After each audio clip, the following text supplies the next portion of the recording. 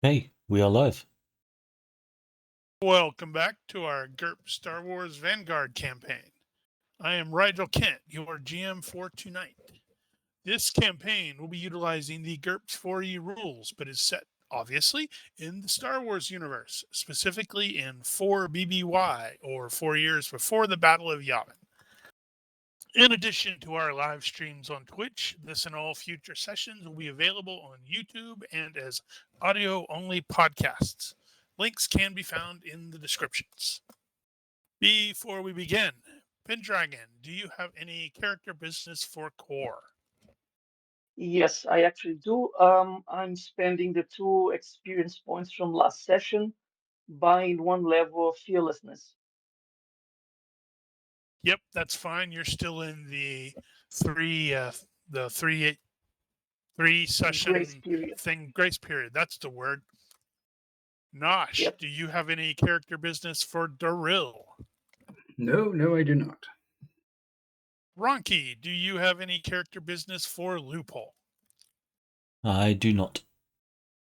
And finally, Gigerman, do you have any character business for Nim? That's negative. I am still saving up for Daredevil. And you were showing it as you were running around like a crazy person, so I'm going to keep doing it. I may as well get an extra bonus point out of it. indeed. All right, so last session, the squad successfully rescued Daril and several other prisoners from Imperial captivity. They have since returned to their temporary base of operations, an old and long abandoned outstation that Arno knew about. None of the PCs or their small team of former criminals were killed, but several were critically injured. Even before you reached the outstation, one of the rescued prisoners, a Marolka named Sira Nim, revealed that she is a physician and immediately went to work using Imperial medical supplies taken from the disabled troop transport. She insists you just call her Sira, though. And at the outstation, luck revealed, mostly to Daril, since the other 2 active PCs at the time, Loophole and Nim, already knew about this, that the intel obtained in Minerva City has confirmed some of Luck's rather sketchy intel that there was a secret Imperial facility somewhere in the area referred to as the Deadlands. Thanks to that thingamadoohickey that Ronki spun up, the sort of what would that be? The fanfication of the previous run. Thanks to that, I was reminded that Arno did provide you with some coordinates, although he never actually got there. Was the coordinates were? Oh no, that's where he was going to go, but he ditched them before that. That's right. Yes, because the major tried to shoot him in the back, so he ejected her. One of the rescued prisoners, a Zabrak named Ren Balak, immediately asks to join the team as a rebel, and will definitely point out that although he's never met any of you guys, he has heard of the squad, and he grew up in Paula City, so he knows how much Vanguard squad has done, and in fact, he's been carrying out his own little minor rebellion ever since the Bucketheads leveled that city. He is also going to at least recommend that you maybe chat with his former cellmate, that this dude named Core, who is he may be kind of abrasive and something of a jerk, but Rin shared a cell with him, and he saw he's pretty sharp. He might be useful. Can't be any worse than that red guy. Rest in peace, Red. Yeah. The other 2 prisoners are a study in contrasts. One of them is a Twi'lek named Gina Dialsi, and she is, contrary to the sort of sullen / angry looking AI photo, which screwed up one of her ears and apparently stuck one of her leku down her shirt. She is friendly, got big smiles, very happy to admit that, yes, she is a smuggler. Probably going to try to chat up Darryl because, he's like a smugglery type too. And, she will claim that her ship was boarded and seized by the Empire during that big riot that just happened. Yes, she was trying to take off despite being grounded. And yes, the ship didn't technically belong to her, but none of that actually is important.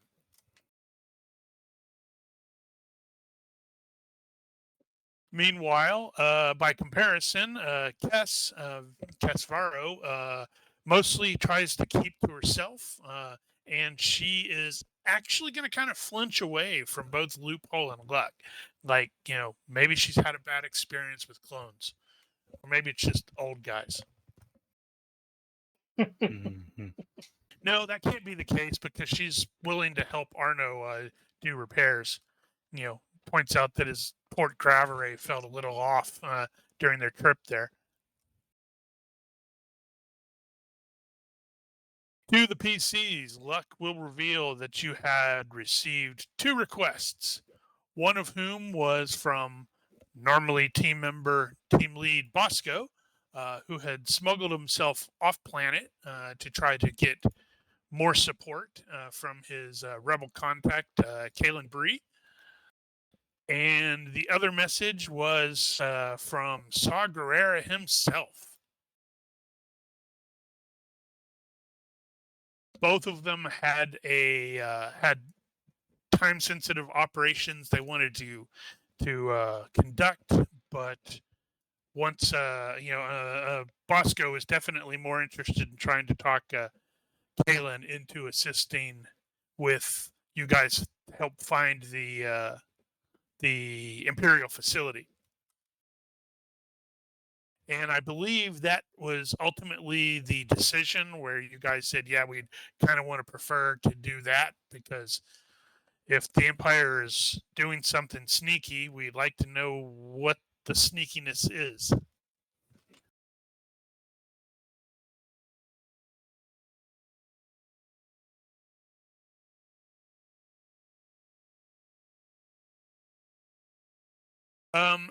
As noted, the sort of abandoned outstation does not have a lot of actual rooms. This is just like a temporary hideout until you find something better. Just a out of game observation. Your microphone is popping a lot, so you might want to move it so you're not like breathing into it. Or Okay, like we'll try to relocate it a little bit. so you're not like blowing into it, I should say.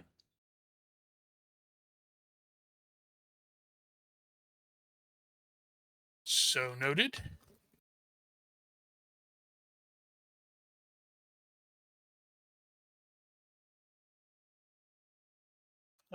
Okay, so in the wake of the previous session, we have 2 of the former Carbonite Vipers who were very badly injured. Both of them have passed their first death check threshold.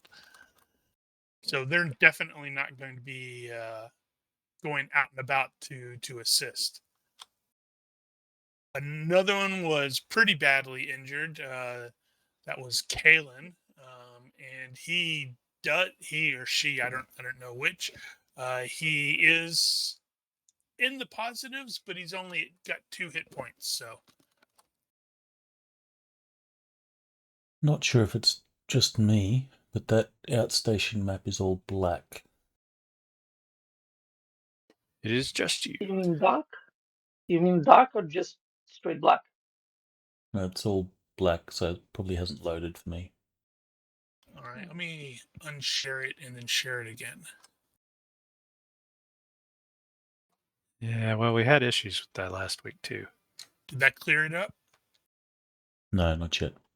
It'll probably load. I don't think it's that big. Yeah, but it's got to cross an ocean. Oh yeah, and it has to go, Okay, it's loaded now. upside down. Actually, this was the same one from last week, right? Yeah. No, it's Yes. Is it? No. Uh-huh. So it must be reasonably big because last week I was on my laptop, and it took a while to load that time as well. Yep. I just looked at So, it, all and good. whoops, it is a bit larger than I thought it was. My bad. All good.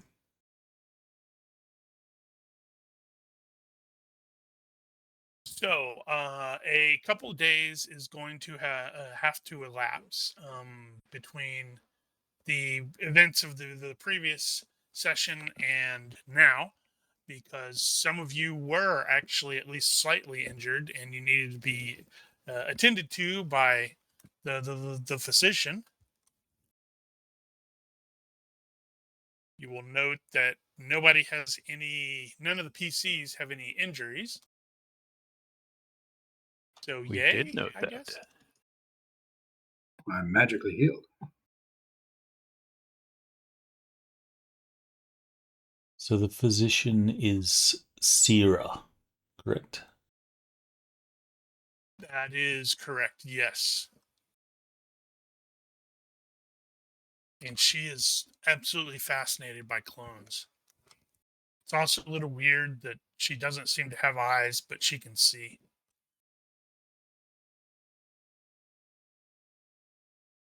Well, Luck will approach her and he will say...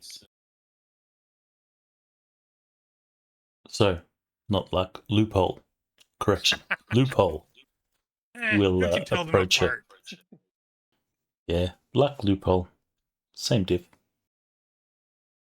So Loophole will approach her and he'll be watching her work and he'll say, I don't mean to judge your work or anything like that, but as I understand, you can't see, and these are my friends. I hope you do a good job. See is such a loaded word. I perceive, but I don't see the same way that you do.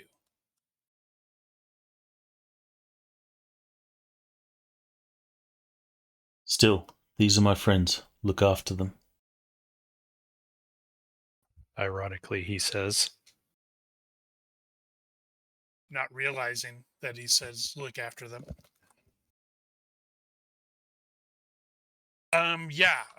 So she will, give you something of a laugh and actually try to enlist you in assisting. You have first aid?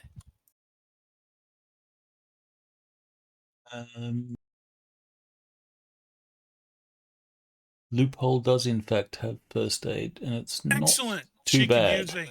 She can use a competent nurse. Luck will grumble a little bit at being referenced as a nurse. He says, sure, how can I help? You can start by telling me about Camino. And also hold this.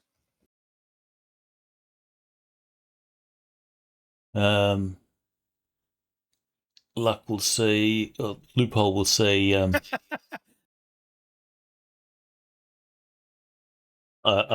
it's too early in the morning. The coffee hasn't clicked in yet. So Loophole will say, well, Camino's a long time, but sure, it looks like we've got time. And then he'll start to rattle on about what he knows about Camino, how the clones went from their various stages of development to training, and he'll answer any questions that she has that he knows answers to. And then we'll continue to hold implements or whatever she needs.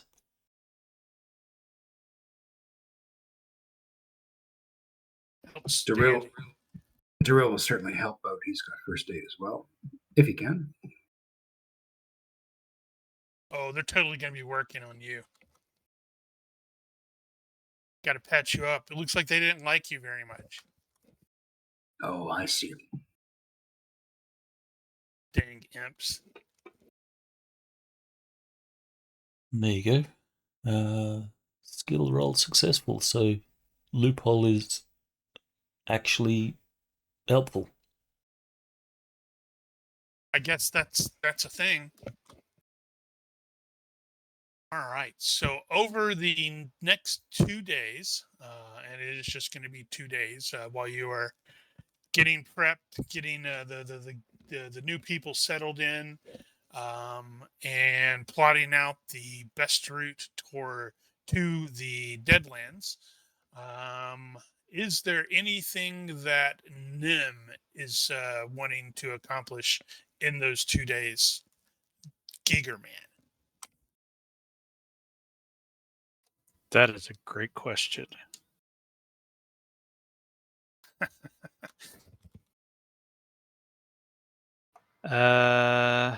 Well, run the info by me again. It was just we just had a rumor of a base in the Deadlands. It's not just a rumor. Luck has had several pieces of, I guess those would be multiple rumors, and the end result was basically a successful intelligence analysis roll where he goes, there is something going on in this wide area, and I don't know what it is. And then you guys met up with Arno, and he revealed, yeah, I was going to take Major Vandergraaf to these coordinates in the Deadlands, and shenanigans ensued. Okay, So well, right now it's a theory that there is a base there. It seems like the obvious next step would be to deal with the coordinates that he was going to. So get whatever information we can about that and actually do physical recon. Yep. So I'm presuming that this next 2 days is going to be everybody recovering and planning and preparing to go out to, well, the likely coordinates. I think we might try to get hold of a or some drones and or droids or whatever, whatever's most appropriate. Some electronic remote ability to get eyes on. Okay. Let's see. I believe, I don't think I had it written down or didn't have an actual image, but I believe Luck actually, no, wait, that thing got smashed in the base. So Do we still have access to the droid Bull? He got smashed. He was in the warehouse. He might still be there, like holding up a wall, waiting for somebody to come in there and pick him up. He's got to hold the door.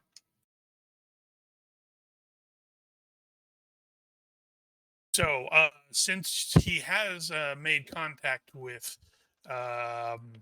Bosco, however, there was this seeker droid that came looking for him, and that's how he had was able to make the contact with Bosco. If you recall, that thing was launched at the beginning of the previous one.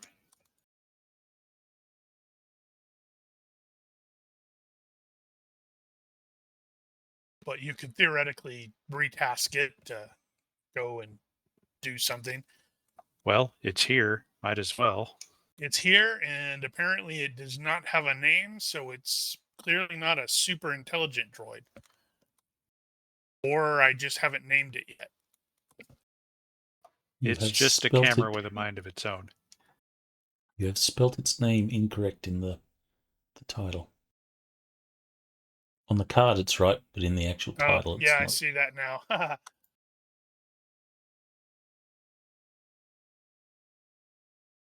Not the last time we'll see that. Nope. All right. So you're basically wanting to focus more on the prep and maybe Yeah. aerial recon, such like that. All right. What about you, Loophole? Is there anything specific in the 2 days that you are wanting to do while everyone is prepping, recovering? He will certainly partake in the planning of the operation. Do I have intelligence analysis? Let me just check. Luck does. What does luck have it at? Do not have intelligence analysis, but Loophole does have tactics, so I will make a roll on that one.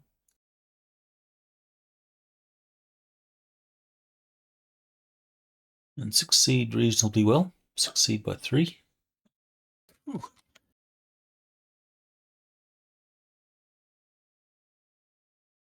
Yes. So based off of what you will learn from Arno and probably Nim as well, because both of them are actual natives of the Fantine, is the area that is generally referred to as the Deadlands is a very sizable space. So with the successful tactics, Loophole is going to contribute mainly, approaches to the area. We should travel through these canyons here. This is going to give us the most cover from any sensors and stuff like that. So that's his contribution to that. Did you say what kind of terrain it was? Is it Mountainous. okay? Rocky. Very rocky. Yeah.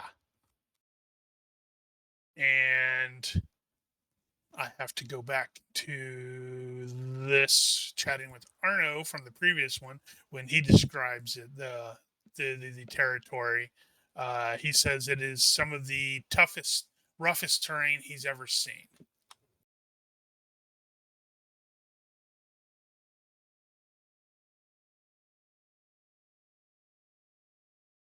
And now I'm super, super baffled when I look at my notes why that AI thing referred to Vandergraaf with a chiss. There is no reference to a chiss.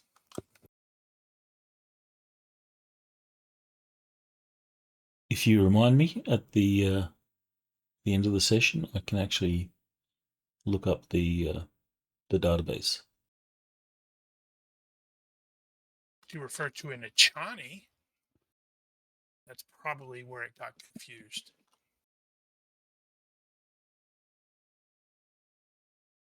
All right, Daryl. Sorry, Nosh. Is there anything that Daryl is wanting to do in these 2 days as you are recovering and reacclimating to not being in a prison cell? Oh yeah, definitely going to be doing what he does, which is plot over any charts, etc., to plan various routes of ingress, egress. And thoroughly condition all of his hair. And have a really good bath.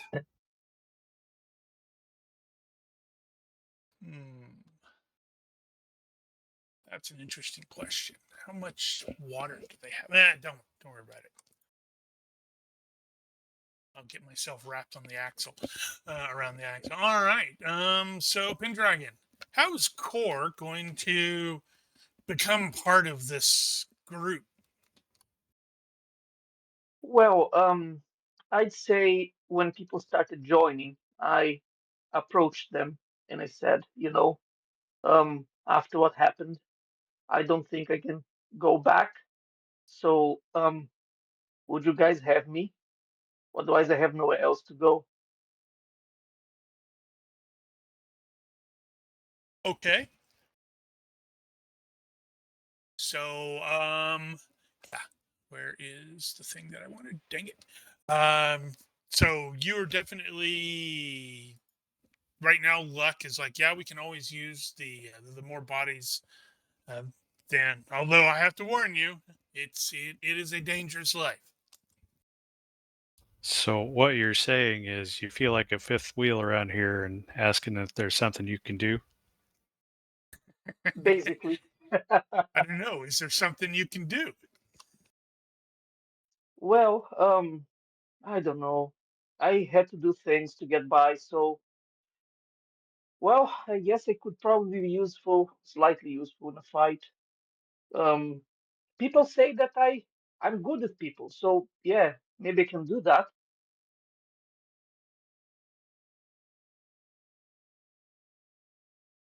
Loophole says, "Did I hear that right? You said you're good at people. He's good at peopling. What exactly does good at people mean?"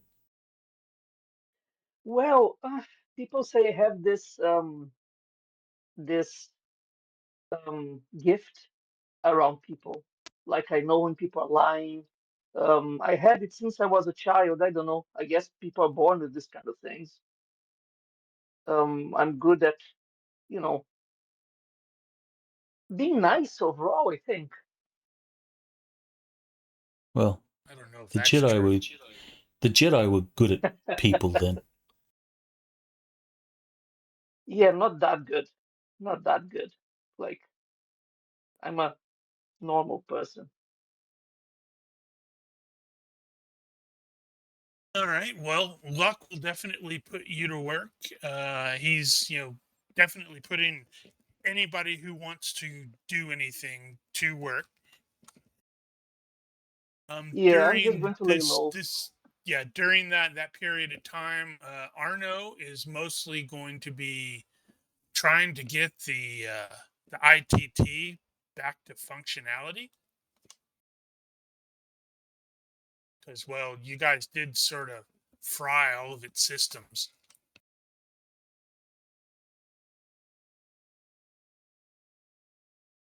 So I just had a look at my character sheet. Loophole has some trust issues of late. So as the days go by, Loophole will be paying attention to the new people to the group, to see if they're on the level or perhaps they could be a vulnerability to the group. So he'll just be watching, and because he's old and cranky, he probably doesn't make it all that secret. So people will know that he's watching. That's really funny because I was going to say something similar. I think Cole would be wondering if there's someone else that has gotten rescue that's in his same predicament right now. So I think I'll Mm-hmm. also keep an eye on the people. Well, they're all a Okay. bunch of criminals. Okay. Let's see. I think that might call for like what is it? Body language and Probably checks like that. observation. If you have that, maybe observation as well. Oh, I have Observation both. would be just to notice if they're doing anything, out of place. The body language would certainly help if we're trying to I think find out if psychology would be they're better. hiding stuff. Psychology would be kind of a compromised middle ground there. At least from Loophole's point of view, he will be using observation, and I'm going to use luck because, You're getting that straight out of the way, aren't you? yeah, Well, he figures it's going to be a while before it comes up again.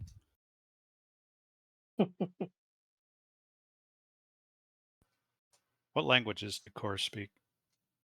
Does core Uh, speak? I'm going to buy Shirbook next session, but as of now, just Galactic Basic. So Loophole will take the observation succeed by 3. Okay, and now I have to remind myself once again what the difference is with observation. If you're using the action simplification or reorganization of those basic skills, observation is just the default notice stuff.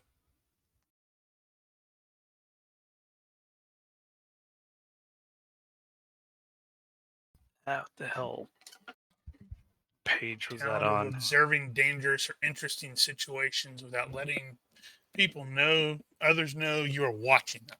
Yeah, Okay, that's so the use this basic to set version. monitor a location and group of people, blah, blah, blah. So in action, they alter it. Yeah, they've changed it. Do you know what book that is in? Go-to skills, that's what it was. Action 1 or Action 2, 10. Yeah, we had that on a note in multiple campaigns, but it doesn't look like you have it here. Observation, the broad notice deal. Yeah, I'll put this in there later. If PCs are keeping an eye out for trouble, it's safe to assume that observation will spot suspicious behavior and sneaking bad guys. Okay. Let's see. So, what will he observe? Syrah is definitely what's the word I'm looking for?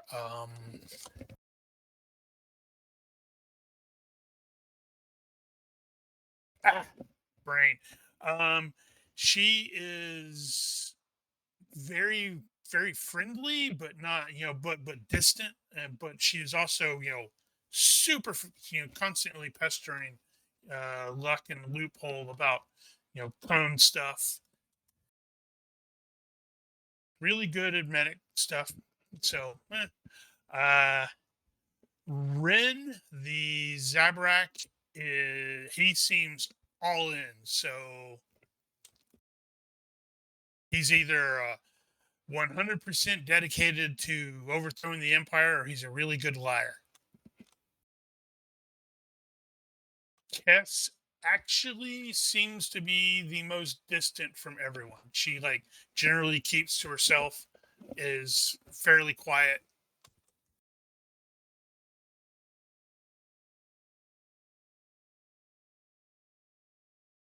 Meanwhile, Gina there is going to be floating around and talking to everybody. She's a social butterfly. Is Gina from Fentine? Not originally, no. Since she's been talking to a lot of people, has she been around for a while? Been on Fantine for a while? No. She got stuck here after a job went south. And then she will launch into a very unlikely sounding misadventure that sounds suspiciously like, I don't know, one of the old West End games smuggler adventures. No, I was just debating whether or not to bring up Nim's contact group and Cal over there in the event she's interested in cavorting with one of her own.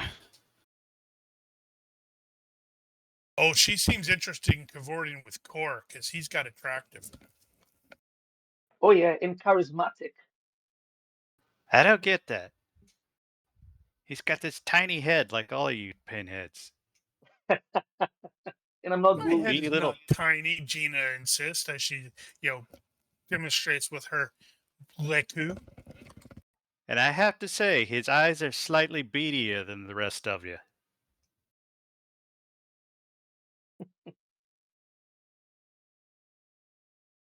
But since Core is also doing the same thing that Loophole's doing, he could theoretically make a check as well. So you said you actually did have body language, and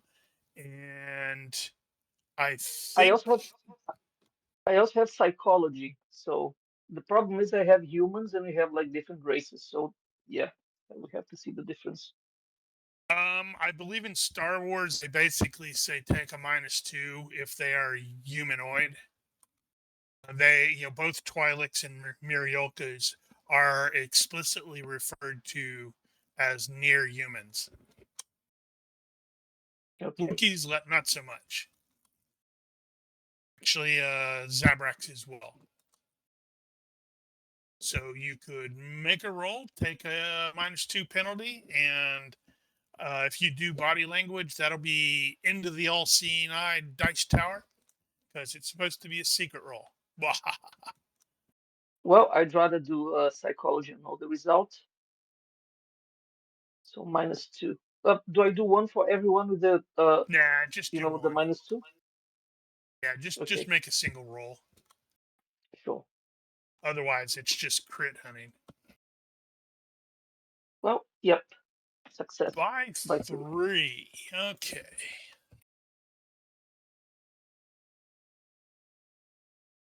I'll have to read up on what they say about psychology. Roll against skill to predict the general behavior of an individual or small group in a particular situation. That's interesting, though. It does specifically, the basic says in settings with multiple sapient species, you must specialize by race. So, yeah, it's Yeah, psychology, human, and yeah, okay. Yeah, I body think probably in the language. Star Wars universe you could do a lot of hand Yeah. waving since there's so many races. Yeah, well, it's just going to depend on the species. Psychology is one of the few defaults to body language or for body language. So it kind of incorporates some of that. Now I have to look at Core's disads to make sure. Okay. Let's see. Are you attempting to deduce their weaknesses so that you can exploit them, Core? absolutely. I have no positive. I don't want any positive outcome from this.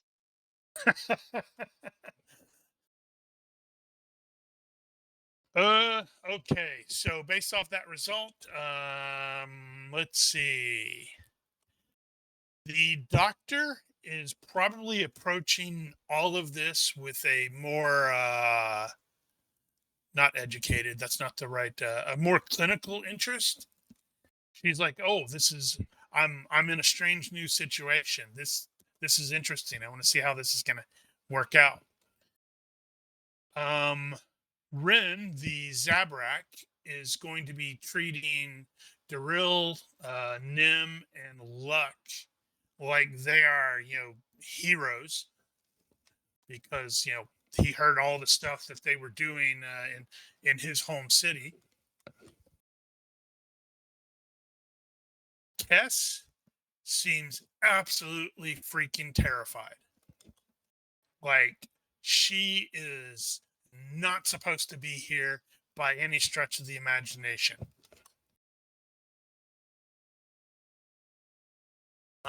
Interestingly enough, simply based off of his various skills, he will definitely catch a hint that she was probably an Imperial officer or soldier or tech or something like that. So I have a colleague here. And Or a subordinate. Gina is Yes. probably eyeing everyone with. Well, actually, Nim will probably pick up on this too because he's got what is that? He has the same Chubby. skill. It has an exclamation point after it. So she's eyeing. So I recognize the talent. Yes. The two of you will look at each other and give each other that knowing, oh, you're a thief with an exclamation point too.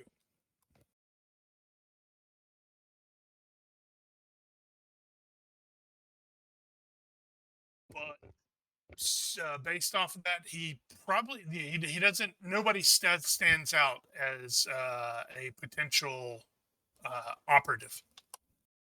But then, Well, a really good operative wouldn't stand out. I'm definitely keeping an eye on Kess from now on. She seems to be good with fixing things and trying to stay under everybody's radar.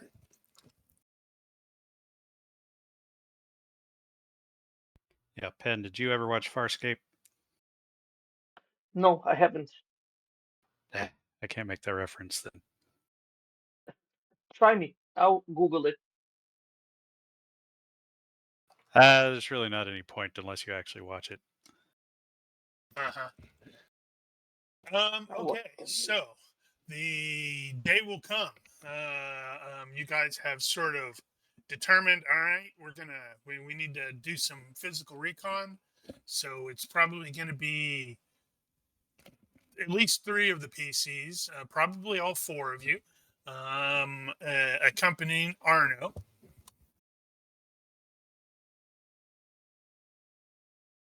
So, in observing all these people, is it possible that we have determined Kess as being a possible liability?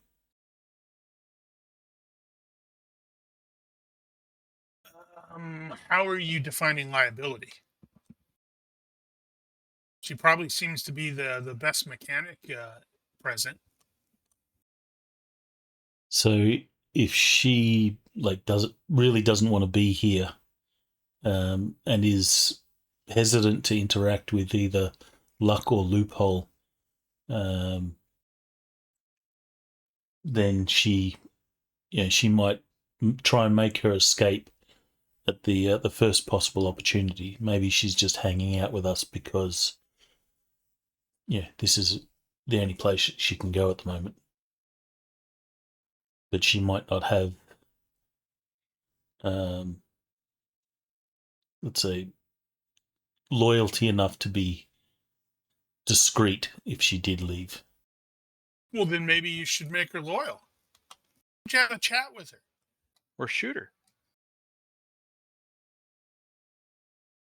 Loophole's good at the shooting bit, but it does seem a little excessive. He's sort of grown tired of war. So as the days go by, in a moment where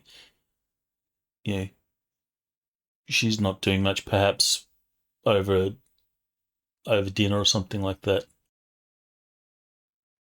Loophole is going to say, Kess, so what's your story?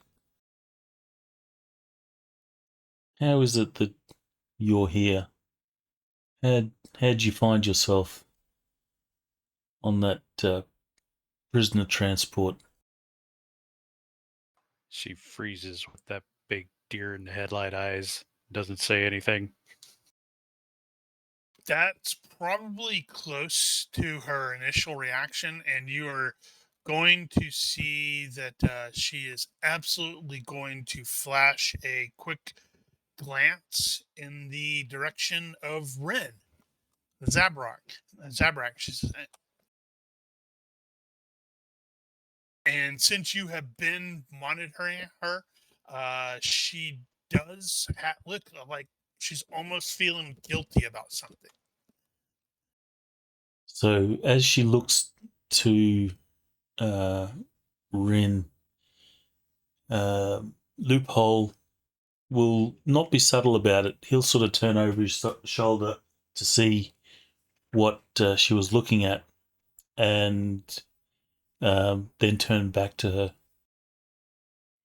And So Ren it's- is currently engaged in a conversation with Luck where he's talking about something stupid he did at Palace Station or Palace City. So, yeah. What's going on? What's your story? Of all the people here, you're the one that seems to be the least acclimatized to the situation. All right, give me an influence skill check. Yeah, skill check. At least I didn't say test this time. Intimidation.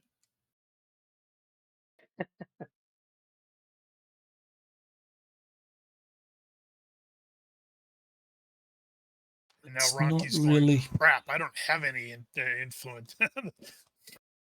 I can influence with intimidation, but I'm not sure if. No. Hell, yeah. This is a potential security situation, so Loophole will be intimidating, but not like threatening.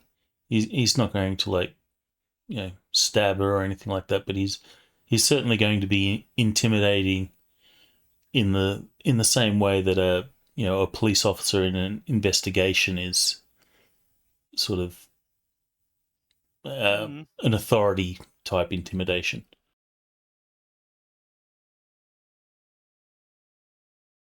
Success by 1. All right, so I believe that is that is used against or resisted by will.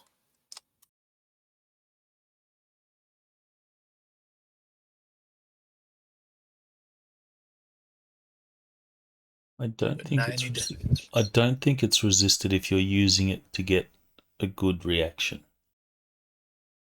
I think it is. Why would it not be?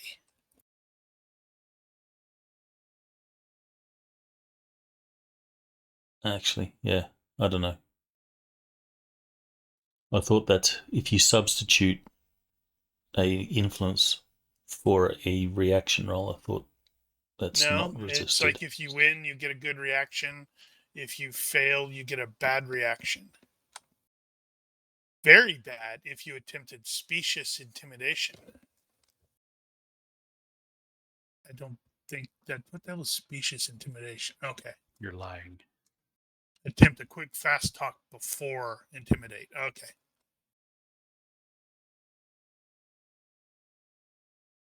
Oop, gotta look something up. Sorry. That is. So yeah, Loophole Is is this approaching it from the the seriousness of the matter. right? If the Empire's hunting us and He uses Wow. his sergeant voice. Yeah, that's the thing I'm looking at is that is going to be successful. So she's going to be able to resist that, but she's also not going to be.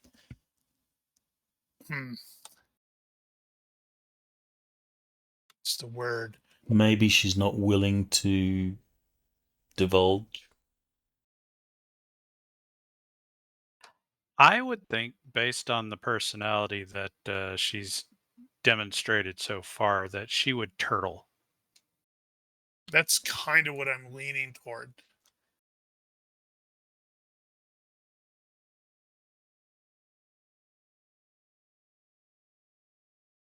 She will respond by getting really, really quiet and, almost sort of hunching in on herself.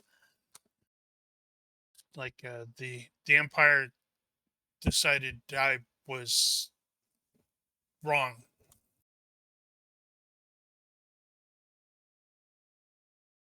For the Empire?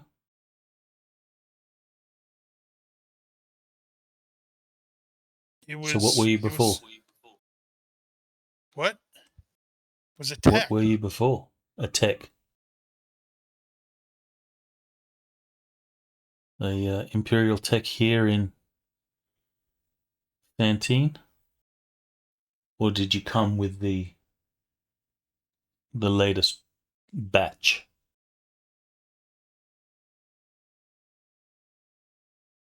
I was here. And once again, she will glance guiltily in the direction of Ren, mutter an apology to anyone else sitting at the table, and kind of try to make herself scarce. Well, Loophole won't drag the conversation on too much. He'll say, look, you don't have anything to worry about, but you're in a serious situation. Try not to become a liability. Wow, I'm certain she heard the threat in that one.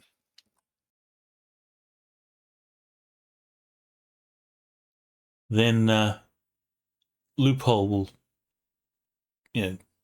move to Luck and will basically say, we might have to keep an eye on that Kess and maybe Rin as well.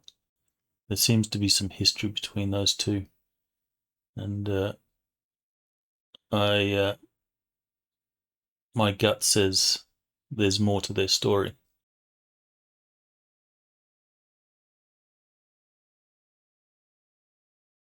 It's like, all right, I'll try to. You want to take Ren with you tomorrow? When you go to go searching for this base, I'll try to corner Kess. Sure. Now I need to look at Luck's stats to see if he has any, because I don't remember him being a particularly social animal either. Mm-hmm. Loophole will sigh and he'll say, this sort of work was so much easier with the Jedi. Well, hey, Core said he's a people person. No, Maybe he you said should he get him does to ask. people. He's good at doing people. Wait, how did he mean that? Yeah, that's a really good question. Well, we just have to ask. Let's see. So, looking at Luck, he does not have diplomacy. He does not have fast talk. He has interrogation and intimidation and leadership.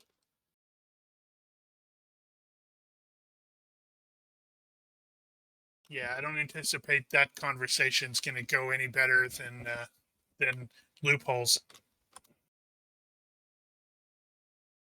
And I've noticed, I don't know if you've picked up on it, but over the last couple of days, she's been weird around us. I mean, you and me. Huh. Nope, hadn't noticed. Been a little busy. Wonder what that's about.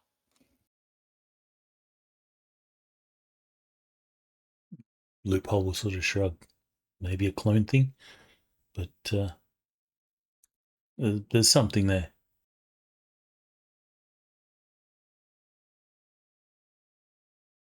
Well, not that I necessarily want to push this particular line of narrative, but Nim is going to be spending a lot of time working on repairing vehicles and stuff because he does that sort of thing. And if she's actually participating in it, then she will have a general reaction to him, which might not be bad necessarily. He wouldn't be trying to influence her, but I'd be willing to take a reaction just to see if she finds him friendly. Okay. Damn it. Keep doing the wrong thing. Don't we all? So when you say take a reaction, you mean make a reaction? Yeah. Yeah, that's fine. Let's see. I don't think Born Spacer might apply. Circuit Sense might apply. Hold on, let me pull up what I have there. That is Kess. All right, Circuit Sense. What is that? That's a talent with electronics and stuff. What's the difference between it and Wire Rat? Wire Rat is a wild card, Oh, right. Okay. Duh. but it's possibly related. So, what are the talent effects? I mean, Damn it! you smell bad. No, that's he may Smartass. sound a little racist to her. Much better. Is that the chauvinistic?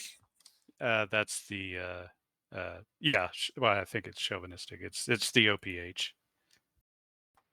It's a quirk level OPH. So, who does Circuit Sense apply to? Mouthy. Oh, Circuit Sense.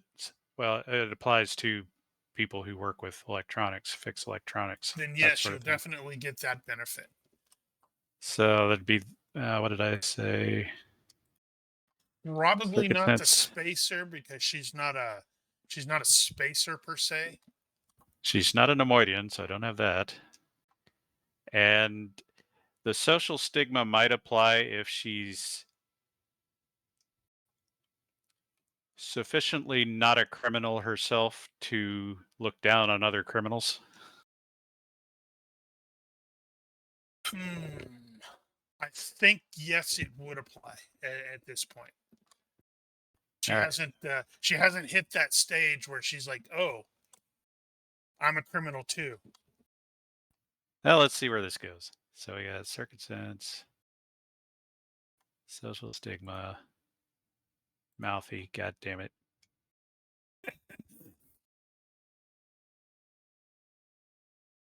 Well, look at that.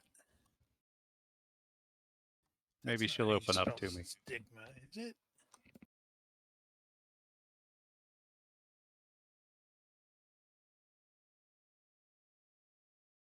Why am I thinking there should be an H there? Doesn't matter.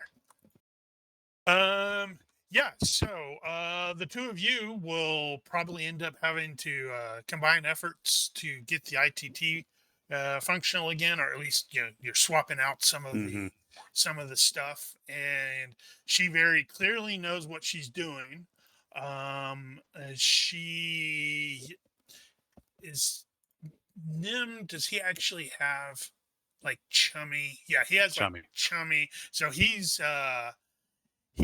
not an introvert. He's more of an Nope. extrovert. She has shyness, so she is Ah, definitely something of an introvert. okay, which means she's going to react at penalty.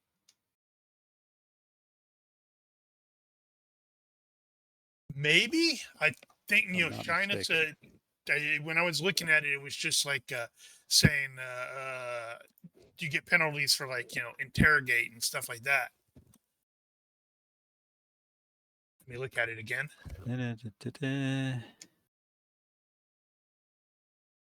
She doesn't have. It's just the mild one. So Oh, okay. she has -1 on skills that require you to deal with people, acting, carousing, diplomacy, fast talk, intimidation, blah blah blah blah. So Oh, I guess it doesn't work the same way as the chummy Gregorius train goes. yeah, so she is not going to speak a lot, but she doesn't seem to have a problem with you. Okay, so Nim might pick up on some stuff like her where she worked or what she did, what she worked on, what kind of tech she was. Mechanic.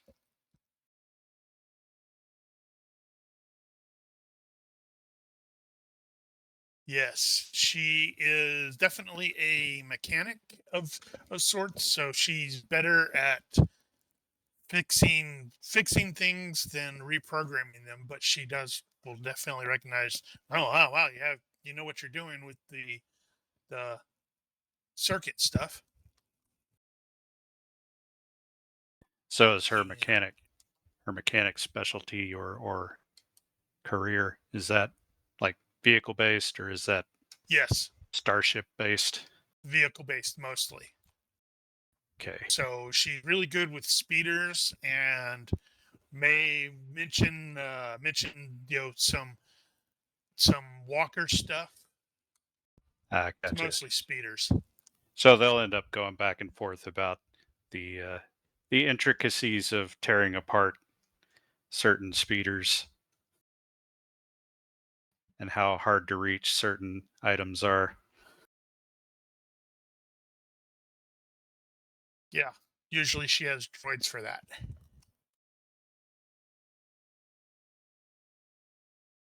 Having some droids for that would be useful.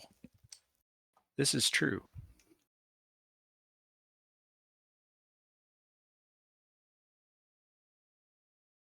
Is there anything else he's trying to learn from her? No, not at the moment. Just setting the stage for possible later. Okay. So, with regards to the people that are going with the team to start poking around, looking around, physically scouting out the area for the theoretical base, I believe is it going to be all 4 of the PCs? Obviously, probably. Arno is definitely going to be going with, because he knows the area and the route better than any of you do. I guess we were talking about bringing Rin. Loophole will approach Rin and say, "You're gonna make yourself useful. Come along." Absolutely. He's highly motivated to do so. And oh my god, did I fail to put him in there? Holy cow. Okay, that's really... Oh, duh, that's right. I changed his name. So I'm like looking at the thing, and yeah.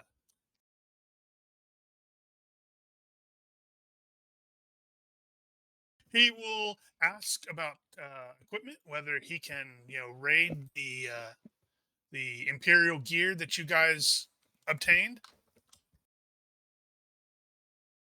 Also, that I completely forgot to ask about that. What are you doing with the prisoners? Because you guys actually did take a bunch of prisoners. Oh yeah. I completely slipped my mind. And ours. Man, Guerrilla did you will- guys just shove them into a corner and let them get eaten? No, we chuck them into the acid. Drill will happily interrogate them. Except they can't understand what you're saying. Don't we have a translator? Yeah, there are Loophole several can speak PCs. Shiri. Loophole, I think, speaks a little bit. Lux speaks some. Doesn't Nim? Nim has a translator program. Ah. And I interestingly don't think enough, Daryl is going to find out that Kess actually at least understands Sherwood.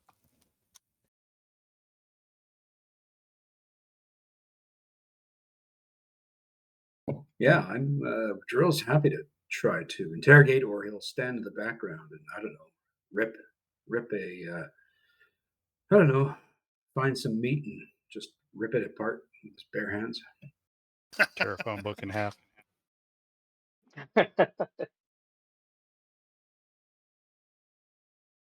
Say something like, "You think anybody's gonna care if you don't show up? And do you think they're ever gonna look for you? Because they won't find you."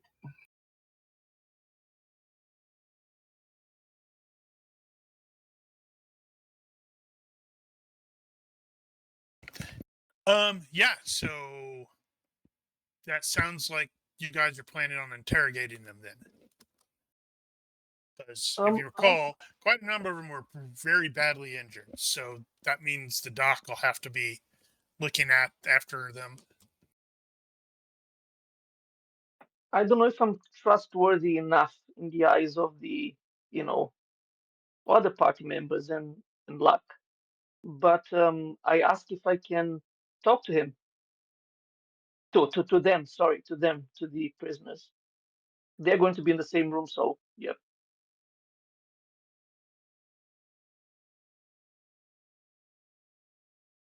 That's an interesting question. I suspect he probably isn't trusted enough yet.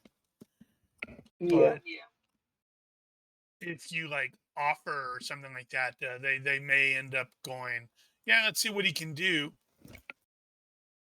If not, I can just sit and watch. That would be good enough. Well, I'm also like wondering. I need to look at the map again. It's like, where the heck are you putting them?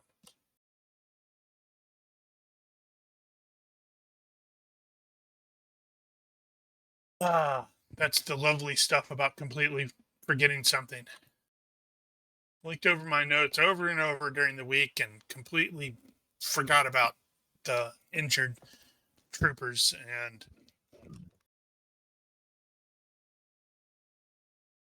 We would definitely spend time interrogating them. As soon as they came around, we would we'd try and find out where they were going.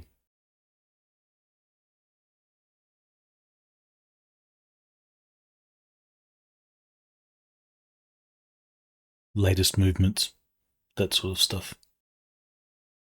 okay, let's see here. Looking at the outstation again, I suspect that is no, that's not. Damn, none of these are completely cut off from, or all of them have out potential exits out the building.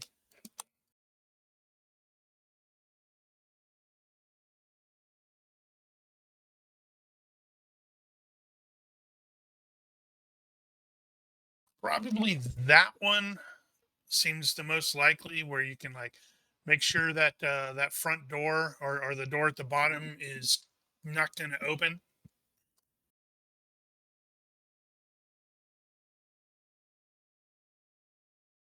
And you can put your former Carbonite Vipers to those that aren't super badly injured to work, keeping an eye on them.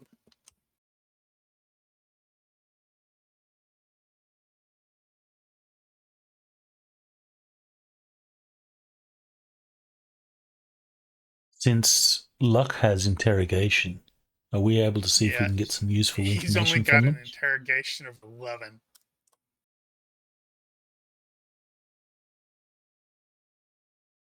And Daryl's got intimidation of 12. Yeah, so He could certainly assist Daryl could with. assist him to maybe get me to 12.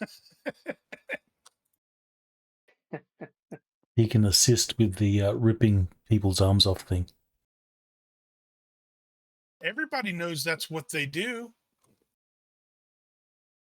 And these Damn. guys probably believe it a lot more since they were the ones that were, beating Daryl up. That was going to get me an arm.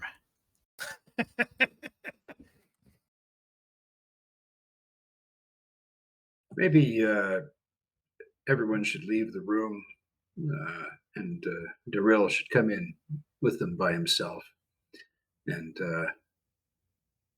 like literally pick one up, take him out of the room into another room, and start making horrifying screams and sounds and smashing things up, and then come back in and start interrogating the others. We won't let them know what happened to the first one.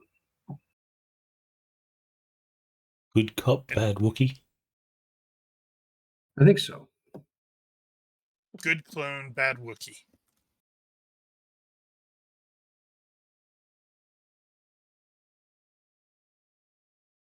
Okay, well, go ahead and make an intimidation roll for me, Nosh. All right, let's just see if we have any bonuses that go with that.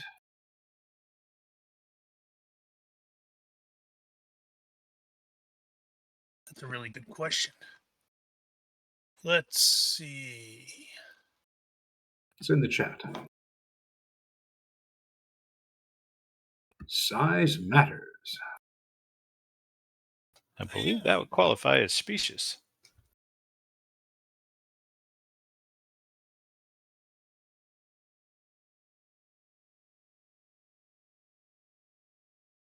I don't know if Darrell has fast talk though. Well, that may not be Nope. specious in the fast talk sense, though. It is a deception. Yeah, agree.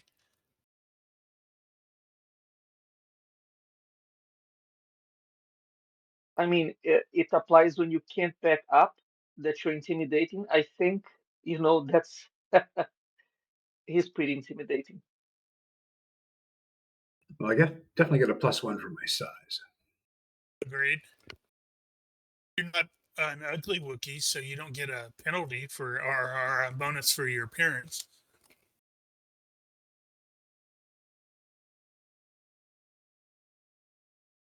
But I'm just rolling to give the Right. interrogator. Right. So let me just do a +1 on this then.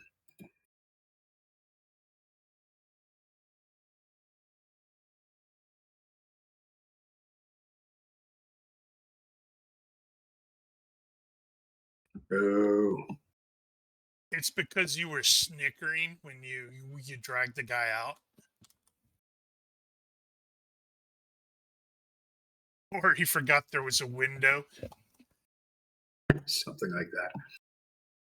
That would be totally my luck. And we go, really? Okay.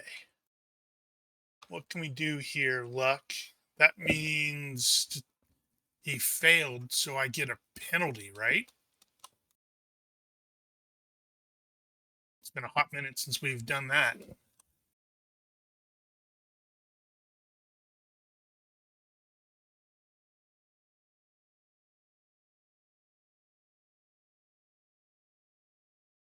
Wow. Okay. Well done. So, knowing that troopers are, actual stormtroopers are a lot harder to interrogate, luck will start with the two army guys instead. Seems like a Or good like, idea. a private or a corporal or something. And they were transporting these prisoners to work camp 336.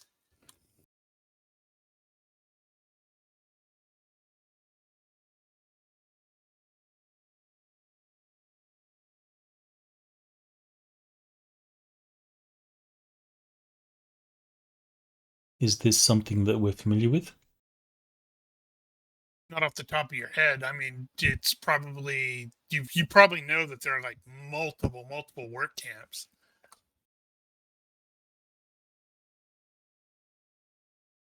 And these have mostly come up since the arrival of the reinforcements? Or have they Sorry, always say been that there? again. So these work camps, have they sprung up mostly after the arrival of the extra reinforcements, or is it something that's always been there? I think they've mostly been around for a while. There have been they've grown more intense since then.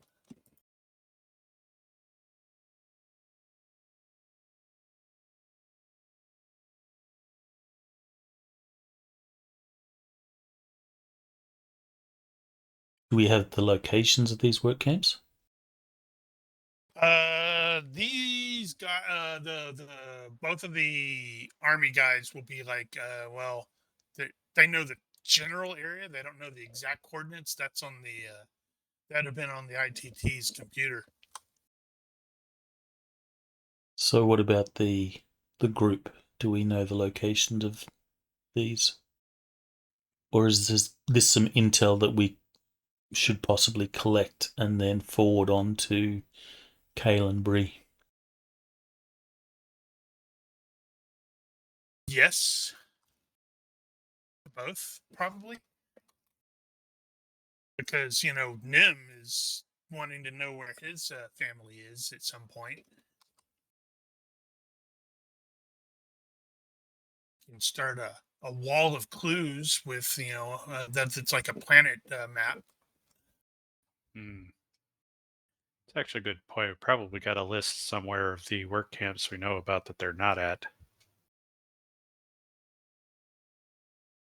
Valid. It may not be a very long list. Let's see.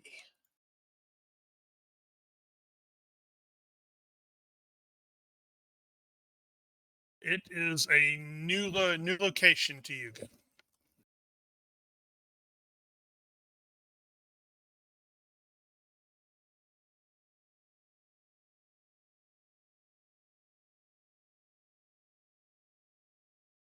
All right.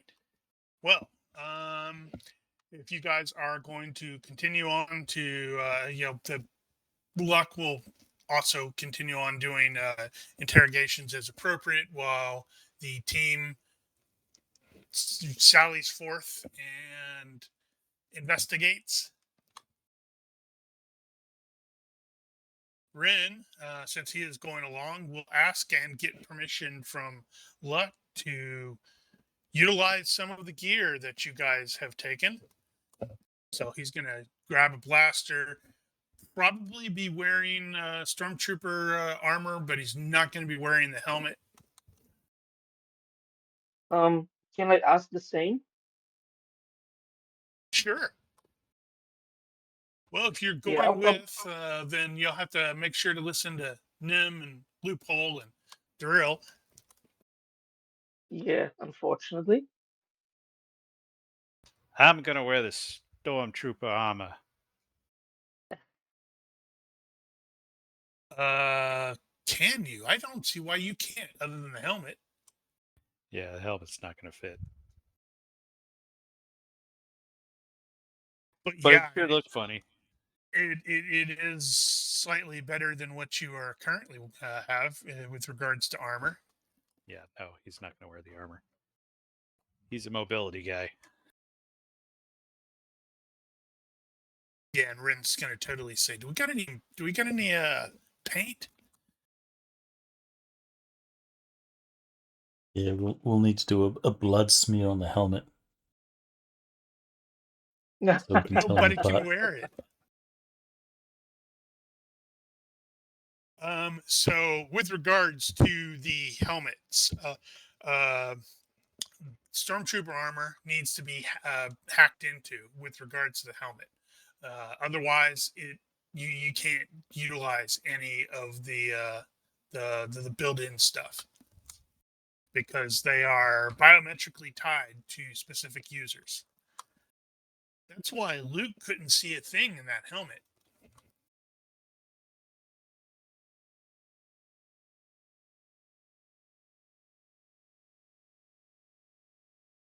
What version of the OS is it running? If they didn't get the latest patch, I can get right in. Wow. Core's going for the army gear instead. Yep, of course. Always ready. You know, Nim could wear that too, but he'd still look weird. Nim looks weird regardless of what he's wearing. He looks especially weird in the hat. That big head, big eyes. I don't know. I was just thinking, you guys need to take one of the stormtrooper sets of armor and rejigger it for Darrell. I want to see Darrell wearing stormtrooper armor. That's true. With bits of fur hanging out of, joints and Mhm. stuff I was like gonna that. say, lots of hair protruding.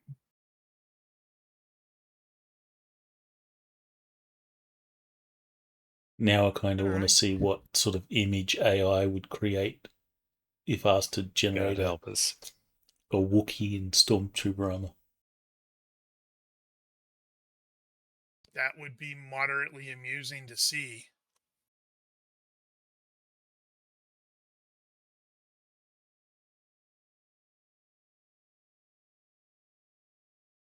Right. Were you, Ronki, were you going to change the NPC thing so you could drag items onto to them? You should be able to. Oh, Really? you mean like inventory? Yes. Eventually, I'll put inventory in NPCs. Otherwise, you can drag items to what part of it? The notes tab. It actually accepts links for stuff. Oh, okay. Yeah, I But it thought So- you doesn't could. add it to the ranged combat. Yeah, I thought you could drag it to the combat.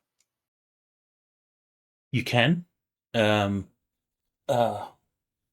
have not fixed that issue. You can. You'll have to unlock the NPC, and you drag it to the. I think it's the section where the dodge, parry, block buttons are. Oh, Don't drag it right. into the right. actual Yep, that's thing. exactly what it was. Yeah, I need to fix that. So if you drag it into anywhere on that screen, it should drop Yeah, it because into I was the like, why appropriate is spot. this not cooperating? I thought it was working before.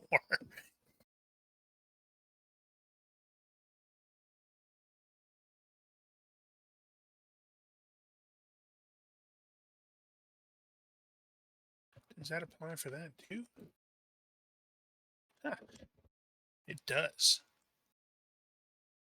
Well, Arno is going to take the other light clamshell breastplate. Since How much he's do those weigh anyway? 4 pounds. It's not that bad. unless you're going to grab it. No, I'm not planning on it, but for future reference.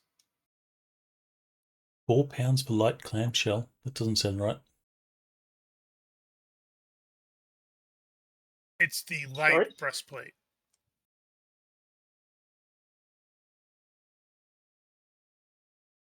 No, now I'm super going, you're right. It doesn't sound right. Well, it is TL11. I seem to have 12. I seem to have the idea that it's like 18 pounds or something. Well, light clamshell TL11 is 12 pounds, so that's definitely wrong. Okay. Huh. I'll fix mine. Fixed. Oh, DR's wrong too. 60. Oh, yeah, it is wrong. So this was 40. You can't get 40. I don't know where the hell that number comes from. Probably Ronky being weird. I wouldn't be surprised.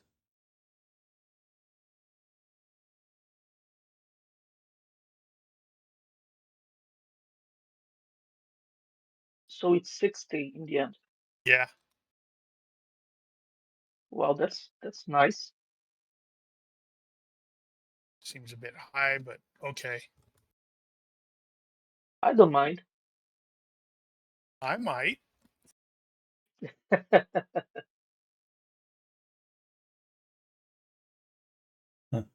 I'd completely forgotten about them. I'm looking through our forum and the campaign notes. We haven't really utilized the native Phantons. I had one that I was going to use in the city, but then things got out of hand, and I didn't use him. The native what? Phantom. The native species of Fantine.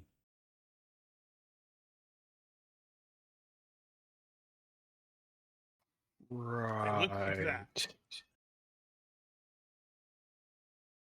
Right. They're almost Yoda, but not quite. Clearly related. Yeah, well, everywhere humans go, they just sort of spread like a virus.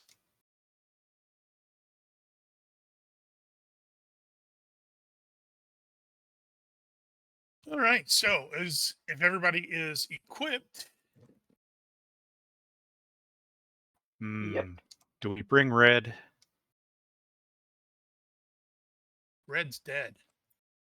Yeah. Don't say his name. No, It's new two of red. us. Do we bring new red? I don't know. The, Do you? the Gyrock. That's entirely up to you. I think we bring red. Just in case. We can leave him in the vehicle or whatever. So the Gyrock now has a name. Yeah. And it's So painted red. So the Gyrock's name Oh is my New God. Red.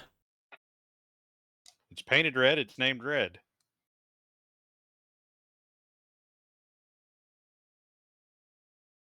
So red can still get his revenge. Yeah.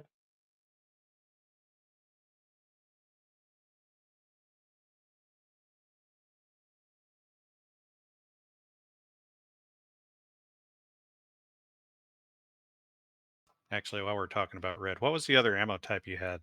You had hemp and Hemp. something else? Just hemp. Is that it? I had standard. I had standard as well. Ah, okay.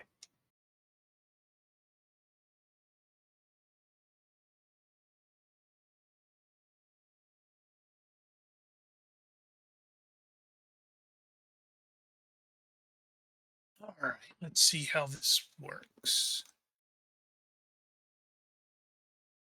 How are you doing there, Ren? Phew! That'd have been a great shot. Oh, well, yeah, okay. Plus 10. Yeah. Oh, right. And we fixed the stuff. Yeah. That's why I wanted to remind.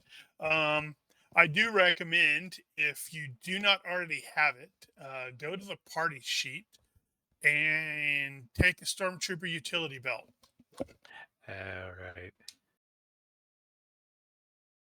What's in it? If All you kinds of look at useful it, stuff. it will tell you. Oh, okay. Interesting. And it doesn't weigh anything. Well, the belt, it's cloth.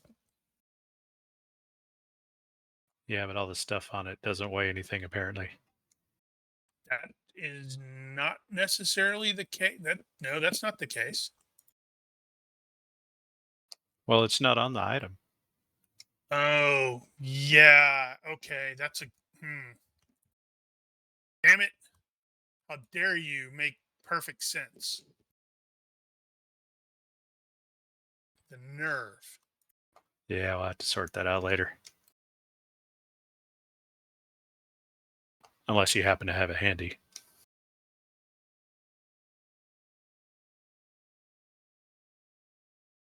Yeah, because that is going to make it a little heavier.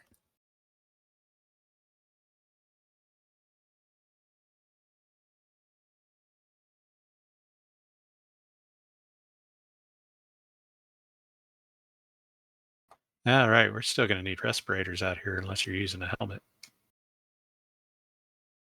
You need a respirator wherever you're at in Fantine. God damn it. Can I find a respirator like lying around? Oh, I'm sure we got plenty of them. They are ubiquitous here.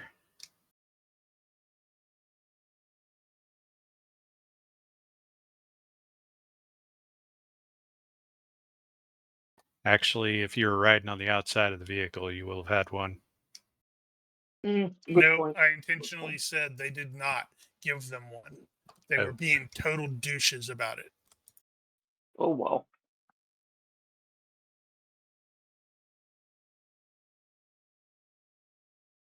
Damn it. That's not.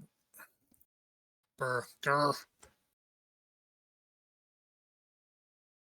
How much does a respirator weigh?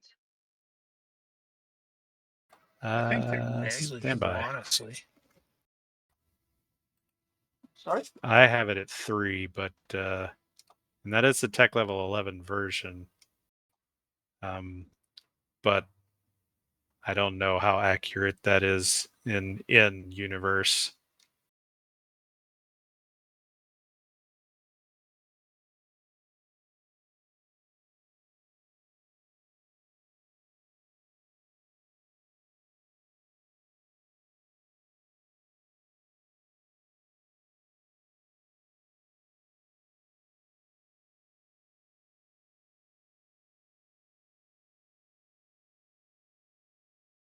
£16, the utility belt with all of this stuff. Wow. Wow, that's a lot. That's a lot.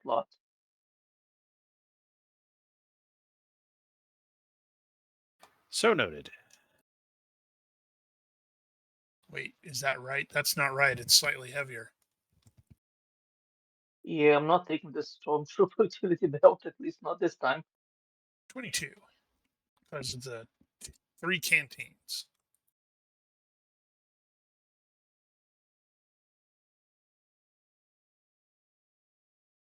Well, nothing says you have to actually wear them.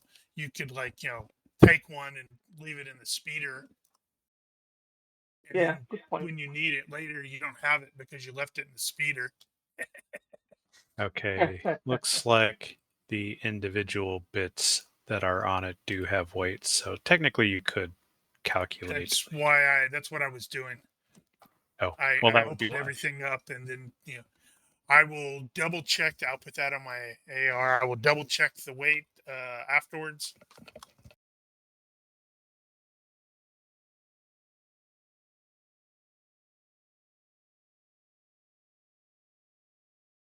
They don't seem that heavy. I think I'm gonna have to adjust some of those weights because I saw Luke putting one on in The New Hope, and he wasn't going. This is 22 pounds. Yeah, well, it's got 7 days of rations in it. Like, how big are the rations? It specifically stated that they were the survival rations. TL11 and Ultratech 73 on page Ultratech 73.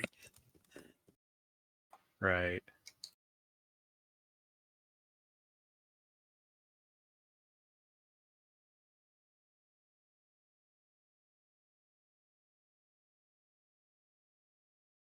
And they last for 70 years. Yeah, the weight doesn't go down on them, just the lifespan goes up for TL.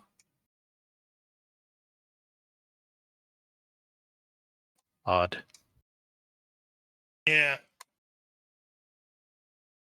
Just looking, I probably need to adjust that because I seem to remember when I was reading it, they did refer to them as food paste. So it should probably be that one thing below that, but doesn't matter.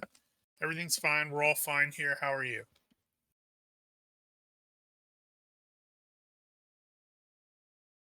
All right. So, are we all good to go? Yep. Think so?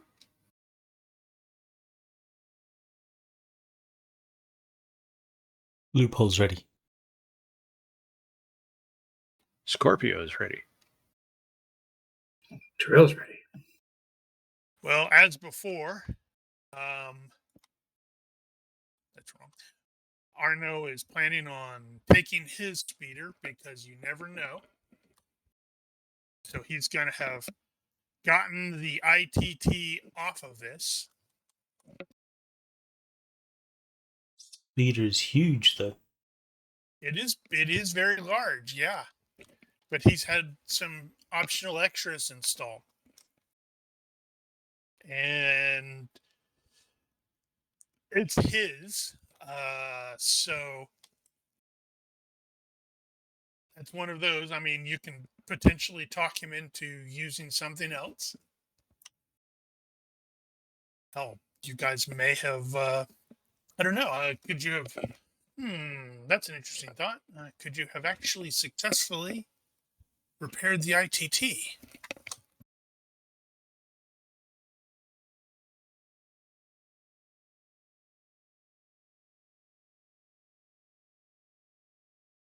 I suspect not currently, because that thing got thoroughly fried because of your ion charges, but maybe it'll be available for later.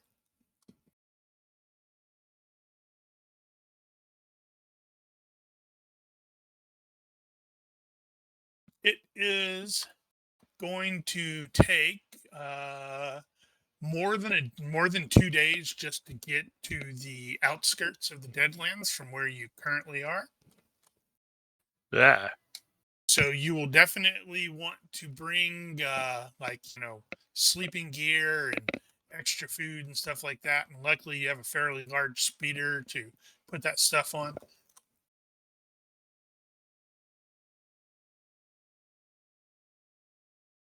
And now I am reconsidering. Giger, give me a universe reaction roll. Why do I have to be responsible? Because I want that kind of roll, then that confirms it. The ITT is not available. I dropped an image of Wookiee Trooper. Where? Yeah, that's not right. In Discord. The armor actually fits. Oh my god. I don't know. It's Totally. kind of cool, though. It's scary. It's really Totally scary. could pass for a stormtrooper, right? Well, why didn't they make them stormtroopers? They would have looked terrifying. If I can drop images into the Twitch chat. Maybe a link.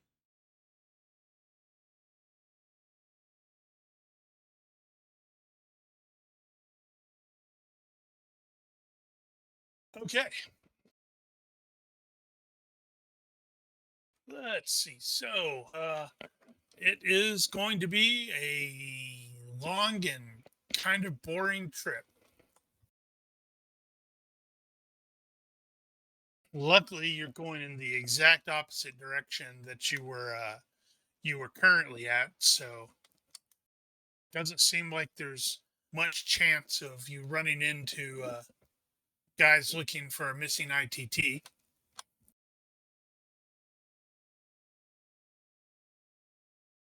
All of the Carbonite Vipers are going to be remaining behind because you have a bunch of prisoners to watch over, and several of them are still recovering.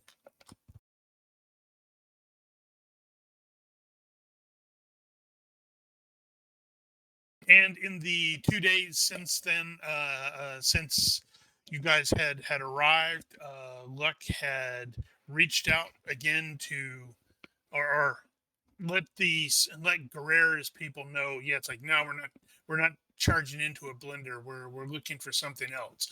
And he has arranged through Bosco / Kalen to potentially link up with some of his assets in the general area as well.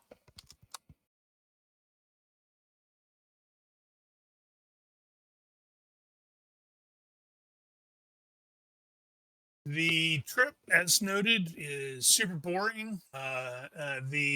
You have just like kilometers and kilometers of jagged mountains and rocky hills that just sort of all look wrong because of the terrible pollution and acid rain and all that crap. It's a pretty unbelievably hot day as well, and that definitely doesn't help with that ugly ass red giant just sort of glaring down at you. And even though the heavy cargo lifting speeder that belongs to Arno is present, it struggles every now and then as you hit those sharper inclines. But just looking at the size of those freaking engines on the back, I think you're probably mostly okay.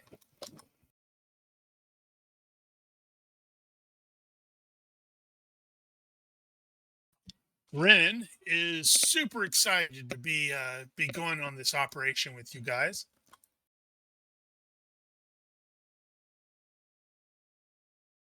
I'm And starting to really dislike Ren.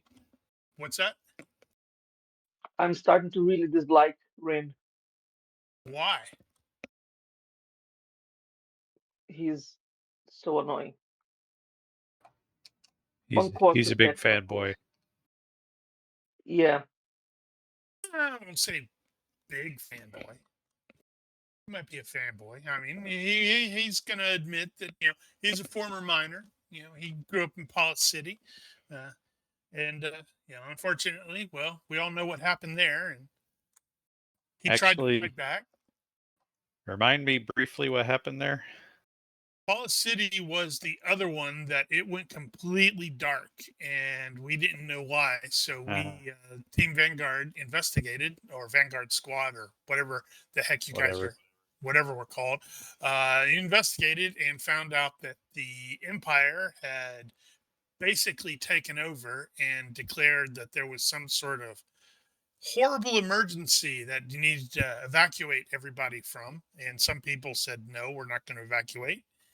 And that's where you discover the Empire was conducting some screwed up, weird biological tests or something on people, and they were mutating.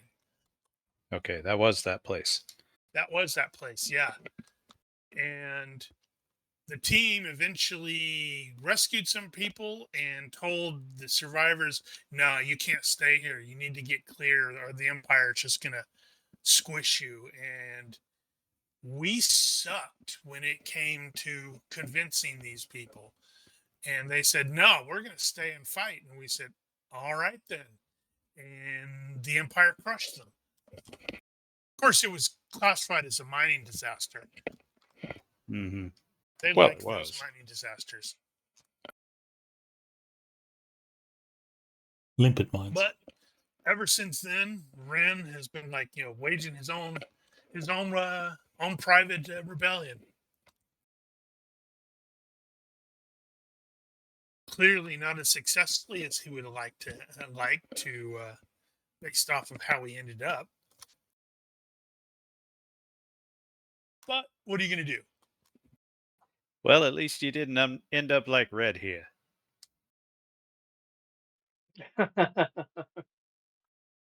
That's me. That's me.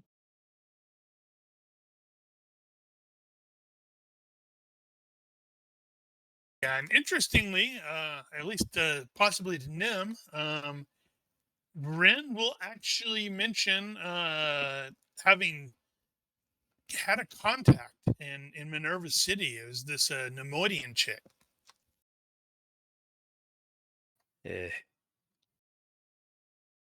She warned him not to do his most recent op, but he didn't pay attention to her, and now he kind of wishes he did. Well, if a Nemoidian had told me not to do something, I would have done it too. So, quick clarification. The names in the combat track are the ones that are going along? Yes. That's why I was removing everybody else.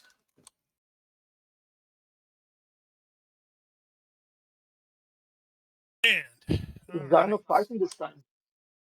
What's that? Is Arno fighting this time? Yeah, Arno's driving the speeder. Yeah, but is he going to get involved in the combat?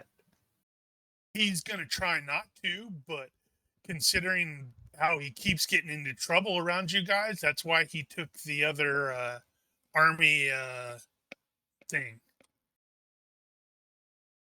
The cuirass that Core is wearing. Clamshell. That's the word.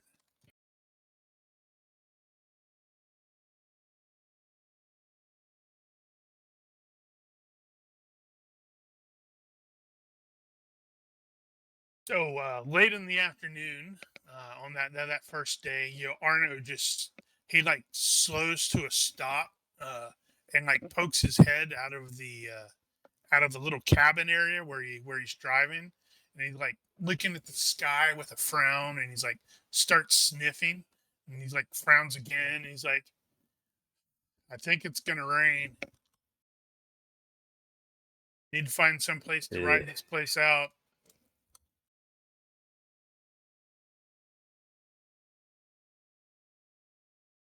Well, you could set the hover on the cargo speeder and a little higher up and use it as a shelter. He doesn't want to do that because then it's gonna pit to the top of the speeder. Well, better that than my head. Yeah, that's why we got to find some place to shelter. So this is mountains. This is pretty mountainous, yeah. So survival mountains to find some shelter. All right. So what about this? Let's do a skill challenge with that in that regard. So like, what do we say here? 6 successes before 3 fails. No skill can be used twice.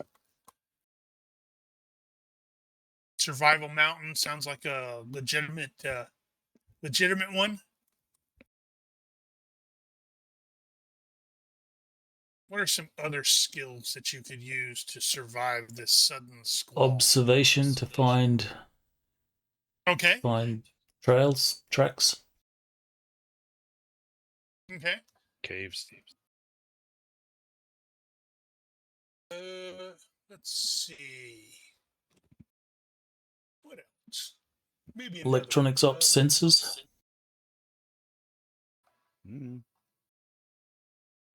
Yeah, I guess sensors would potentially work. Get those Doppler radar images for rain. Yeah, I think that could work too. Daryl's got that at 13. I was leaning toward mechanic or some variation of mechanic to set up some resistant panels. Okay. Surely that's a thing. And considering it's Star Wars, there's also the possibility of shields of some sort. Yeah, that's true. Do we still have that clunky atmosphere shield, environment shield? Where did we Not out get here. An environment shield? We didn't. I'm just injecting that. Oh. Okay, I see what you're saying. Like, okay. Did we have prep points? Give me a universe reaction roll there, Loophole. Let's see if Arno had some salvage crap that may work for that.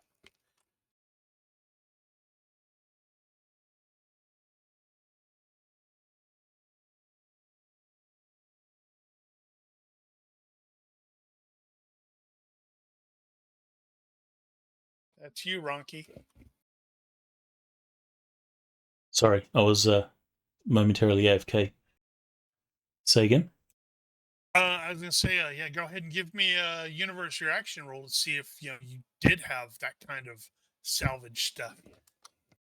Because, Arno salvages crap.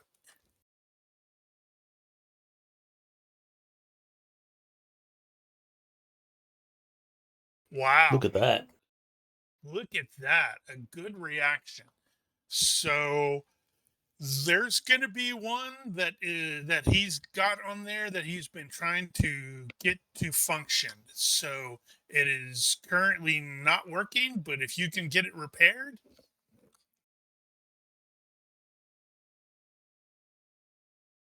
All right. Well, Well. let's start with top of the round. Nim. Well, in that particular case, if it's an electronic problem, I got that covered. Well, I got it covered with a 12, but I got it. Actually, Okay. might have a bonus for tools, depending on what Arno has. I don't think I have.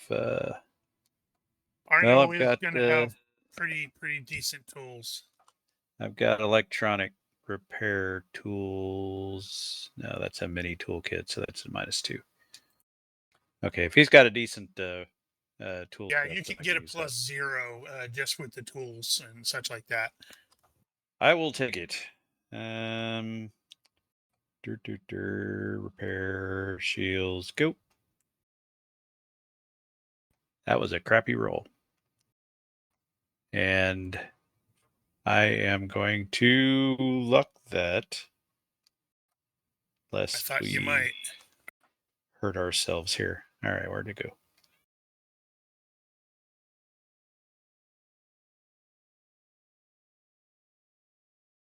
Wow. Fail by 1, fail by 1, success by 1. You're going to take the fail by 1, right? I'm going to take the last one. Ooh. And I realized I probably should have thrown Ren in there to help. He is going to use minor with an exclamation point to sort of do Dig what out he a can. cave. You know, pick out the most likely spot where there's going to be caves. And succeeded by 7, so pointed in that direction. So, all right. So it looks like Nim has got at least some shields. You probably don't necessarily trust it to just turn on and sit outside, but 2 successes. Loophole. I'll be doing the observation. That or survival. Well, I don't have survival mountains, so we'll go the What? observation. Yeah, we're not that kind of bunch, apparently. All right, so Loophole will situate himself at the front of the speeder, where he has a good vantage point to sort of look out, and he'll point. Looks like we have a path over there. What, you don't want to actually get onto the speeder and sit on that thing and erect it at the back? Mm-hmm. The crane. The crane, yeah. And then they forget Well, to take it down when they go into a cave. that's a fail by Alright. 2. Do Well, I want to use my luck? How many successes do we need? 6 successes before 3 failures. You have 2 successes. All right, I guess Loophole is going to use some luck. Perfect. I need you guys to use it all up, and then I can get you into a horrible monster fight or something. Critical Ooh, success. critical I success. think I'll You take now that have critical 4 success. successes. All right, Darryl, how are you going to help? Well, I want to pilot, I suppose.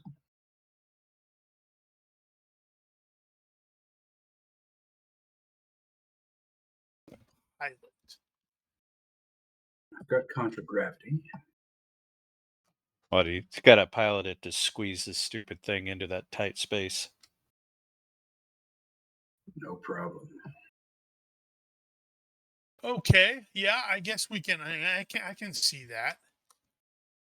Like Arno he's been complaining about his hands. You know, he's getting old, and you just sort of take over from him.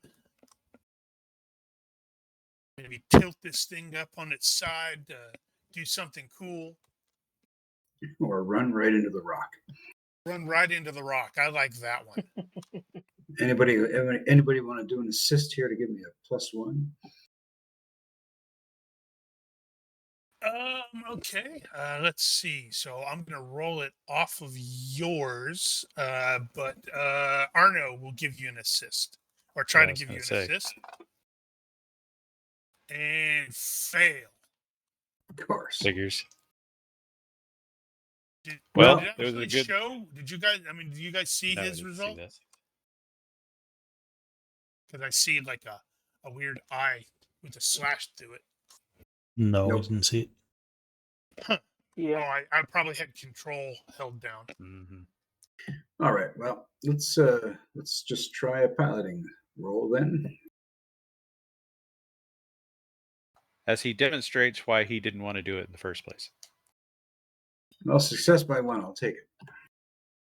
Okay, so I believe Arno just did a fail, so that is the one fail, and we have 5 successes. So now Core, how's Core gonna help? I'm thinking I have electronics operations surveillance. Depending on what the vehicle has, I could probably try a sensors. It defaults to the other skills -4, so that's a 50-50. That's not great. Yeah, it's gonna have very limited sensor capability because it's just a speeder, basically. Mm. It's Well, in not this case, impossible, but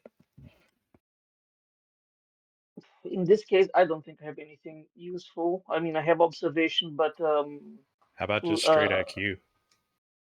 yeah, that could work. I have pretty good IQ. Yep, if the GM accepts that.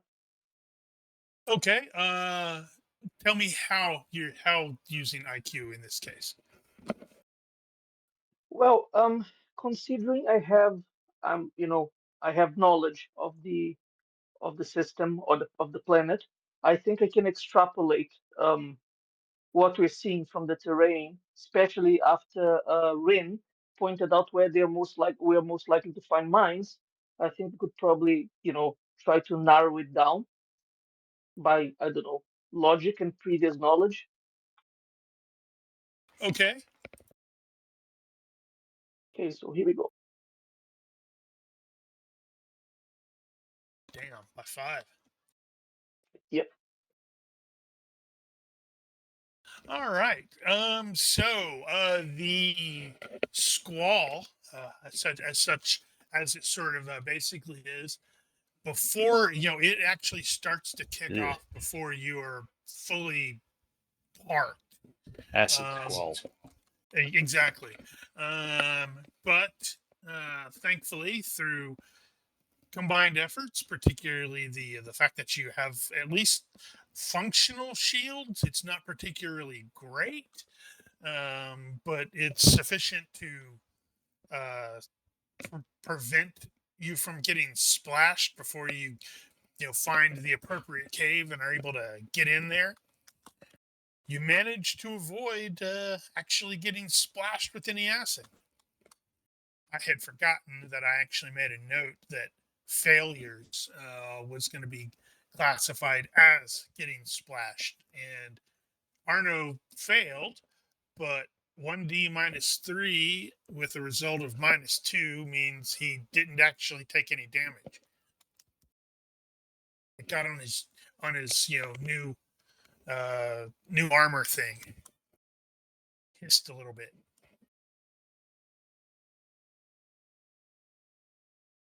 The squall itself is going to probably last for about 2 hours or so. So it's like you can mostly power down, except obviously probably want to have the shields up and relax. Watch the sparkles as the acid rain splashes across that little shield. Moderately distracting. And as noted, pretty late in the afternoon, and Arno is like, well, we're gonna need to find some place to camp out that ain't out in the open. There's a place I know that'll put us up for the night. people there might even be able to provide us some info. It's little oasis, and if we could find it, or if we can hurry, I think we can probably get there before sundown. Or we can just stay here if you think that's smarter. Loophole says, can we trust them? They're mostly like a harmless religious cult thing. I don't understand their beliefs. They like, I think they're force based, but they ain't no Jedi. I've never had any trouble with them.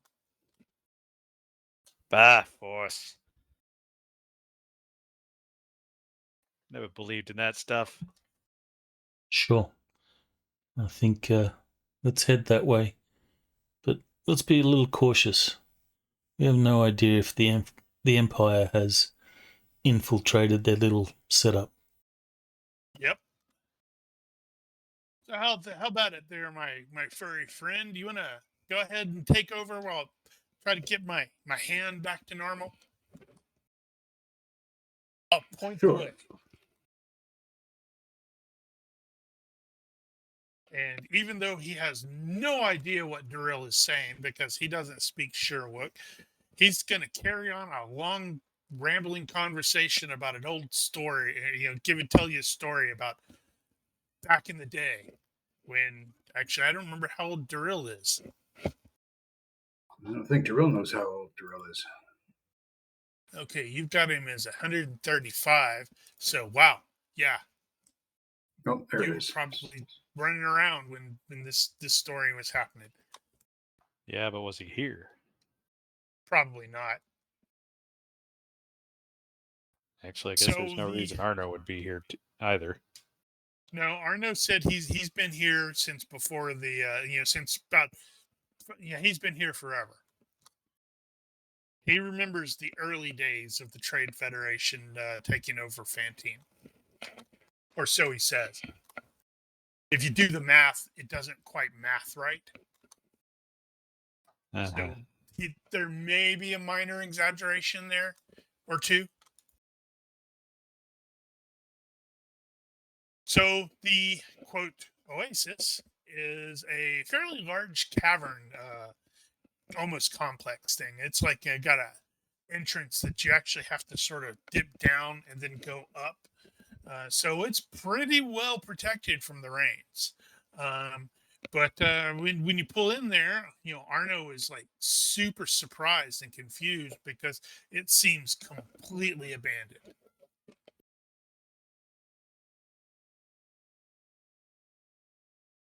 He's like, I guess that means they were forced out. well, that's a little disconcerting. We should probably look around and make sure that there's nothing bad here.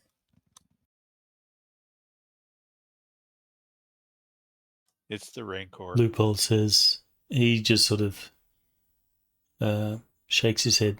There's going to be something bad. There always You is. always say that. It's not necessarily true. You always say I got a bad feeling about this stop. Well, let's see what happens. I have no idea how tempted I was to do this again, but then I was like, no, I'm not in the mood for a Darrell doing another testicular grapple. Ugh. Darrell's always up for something like that. So you poke around, you look. It doesn't actually look like there's anything here. Whatever happened, it took place a very long time ago, weeks, maybe months. There's no indication that why these people may have left, whether anything was willing or forced or anything like that. And there's not a whole lot that's particularly salvageable either. It's just like broken pots, old dishes, maybe a cup or two. Nim is actually going to look around for signs of thievery. Like maybe the locks have been tampered with or whatever. It's Something kind not of obvious. Open. It's pretty open. There's no real buildings here. This was like a tent oasis. Oh, well, still. Mm. You can find a very weirdly shaped cup.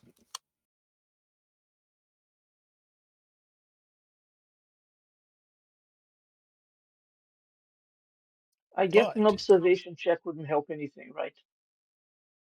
Well, it might if somebody's hiding here. this is true. Well, Like a I'll give it a go Krog's then. maybe there's a big monster burrowed in there and it's waiting to pounce on Pendragon's Yes, character. Or a pit trap. Oh, you Yep. can find pit traps without using observation. You just have to walk around.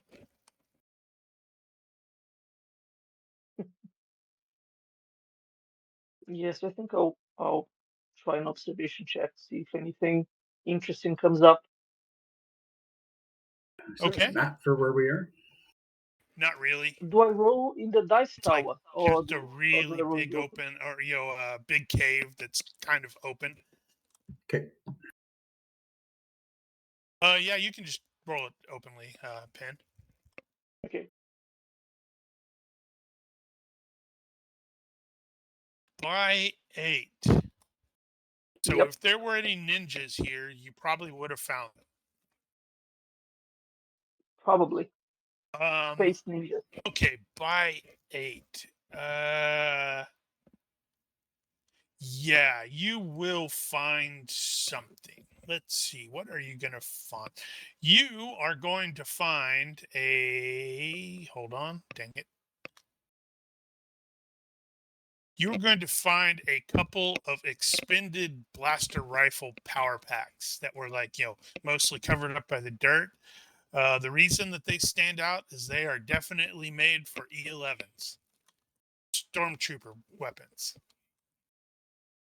I pointed out. Well, it seems the Empire has been here. Well, that ain't good, says Arno. Definitely going to want to have a watch tonight. What would they want with these people? It's the Empire. They don't Bunch of care. assholes. Well, they'll stick their nose into anyone's business.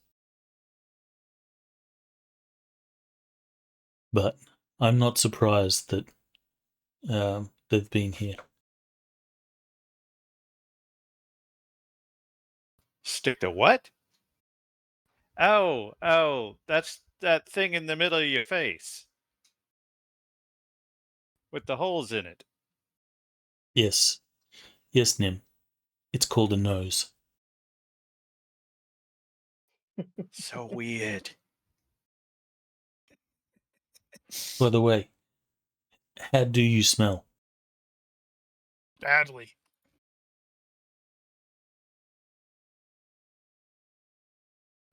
I honestly don't know where their And sense organs are. Loophole will be sort of waving at his face. How do you smell with that thing? What thing? You just do it like everyone else.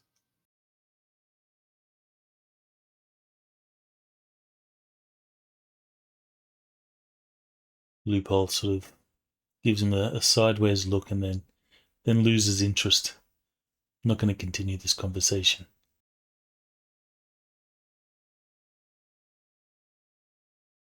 Now I have to look up how.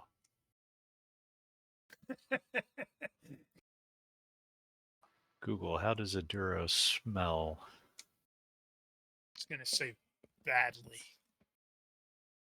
I know exactly how you smell. You have a bad smell disadvantage.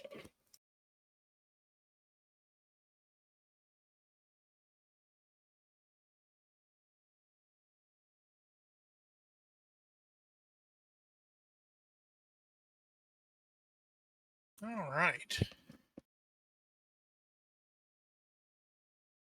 Okay. So Loophole will grab Rin and say, "Come on, I'm going to do a little patrol. Find All right. somewhere we can hold up and just make sure that this place is actually abandoned."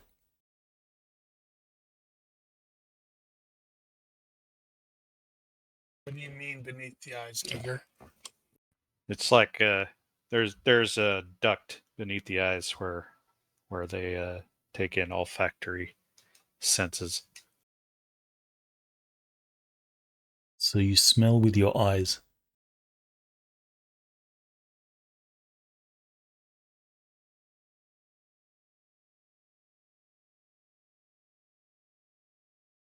I don't see no duct. Well, you probably won't see it in the picture. It's like a tear duct, I guess. It's interesting, though. What's even more interesting is someone's actually gone to the trouble of putting that somewhere on the Star internet. Because Wars, somebody baby. probably asked at one point. It's Star Wars.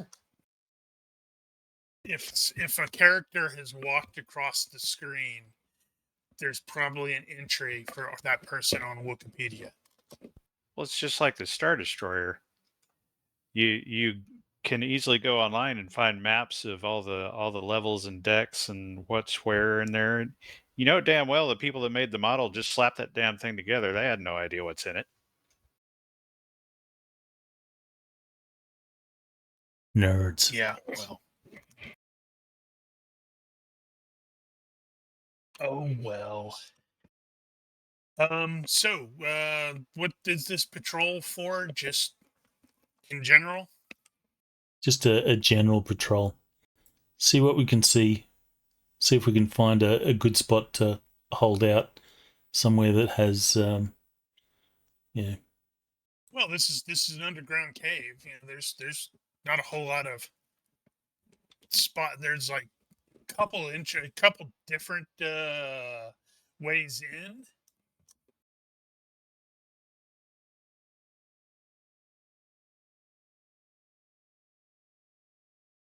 Checking for the inevitable creature that's going to attack us during the night.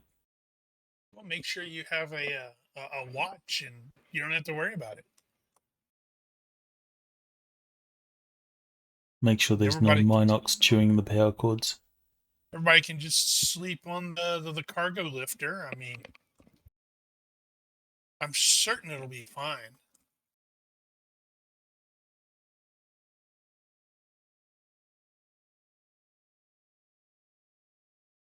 See, it's fine.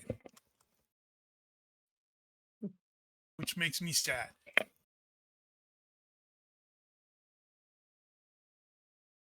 All right, so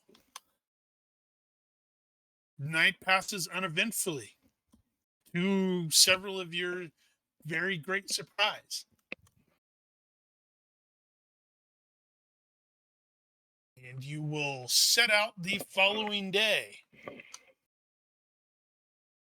The terrain definitely worsens as you are as you are passing through the day.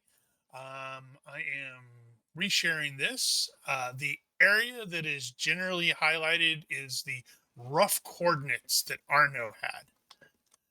He never got all the way over there because, well, they tried to shoot him.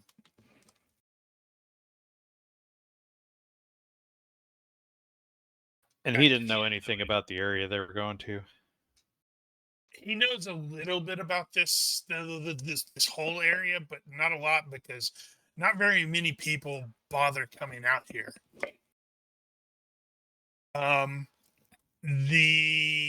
As you are going, you will definitely see why, because Nim, you're going to have to spend probably most of the day fiddling with that shield thing to try to filter out some of the garbage that is just this place is just terrible.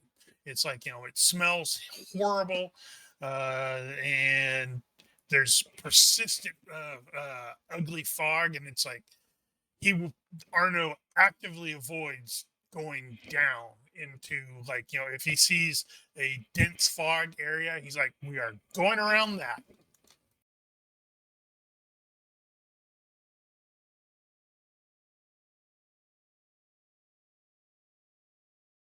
And so everybody's going to have to be wearing the rebreathers pretty much all day.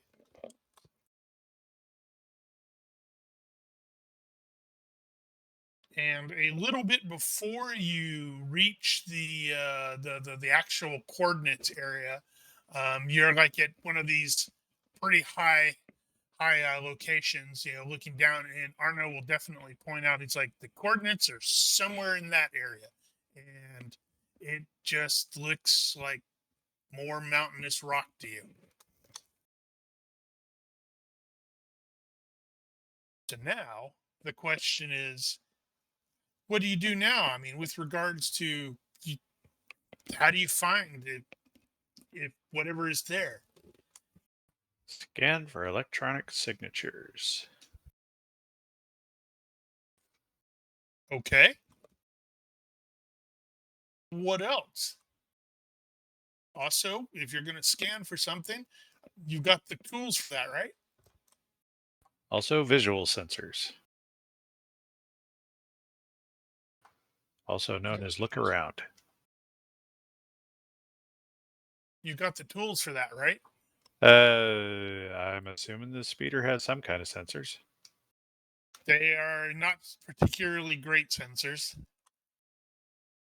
Well, something's better than nothing. Yep.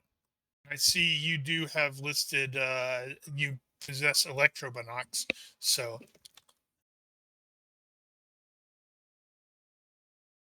What about Yeah. you, Loophole? How are you going to try to locate this place? Well, Loophole has sensors, but I don't know if any of the sensors would be useful. So I guess it's going to come down to observation, unless there's a better skill for it. Just checking his equipment.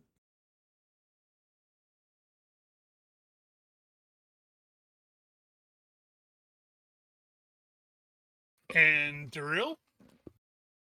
Well, Drill does have sensors operation. He could try something. Electronics operation sensor from this ship.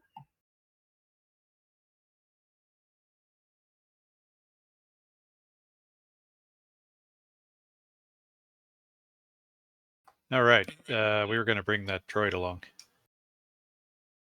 Any mods to an electronics operation sensors role? Definitely not, because this isn't particularly great sensors here. Do you recall what the clone trooper helmet had in the way of sensors? I think it had hyperspectral or multi-spectral stuff. Let's see. Did I have anything on mine? It is the combat infantry helmet. Includes built-in GPS, hearing protection, small radio, hyperspectral visor, and filter masks. So he'll be using observation, flicking through the various spectral ranges as he looks around for anything that might indicate something out of the normal.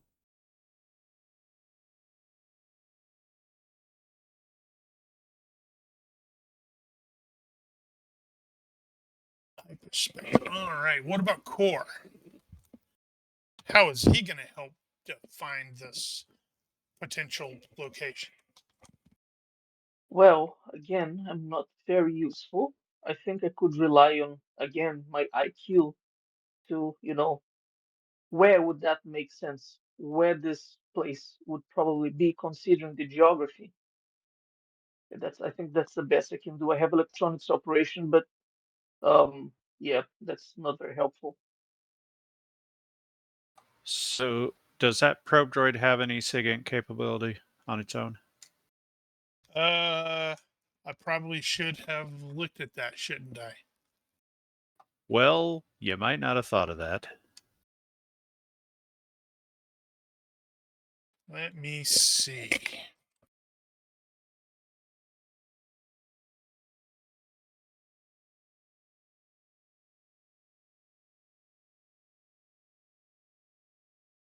Let's see.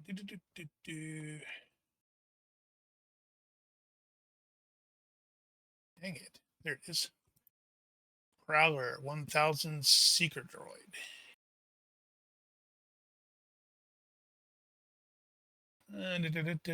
Wow, that doesn't actually tell me much, does it?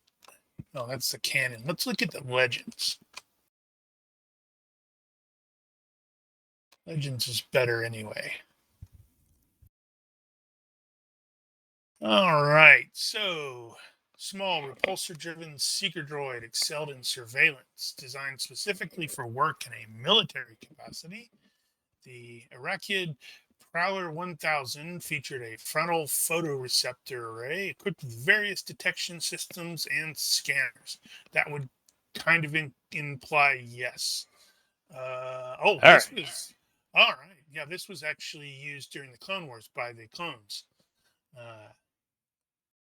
Asking antenna protruded from atop the drone's domed head, allowing clone commanders to send orders directly to their seeker groups. Well, I do have electronics operation surveillance, so That should be what we need here.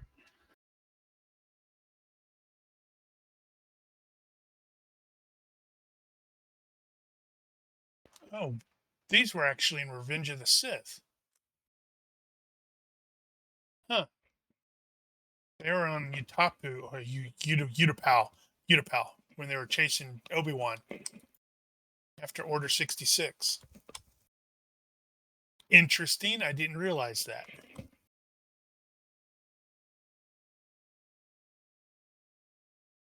All right. Well, you can begin making rolls.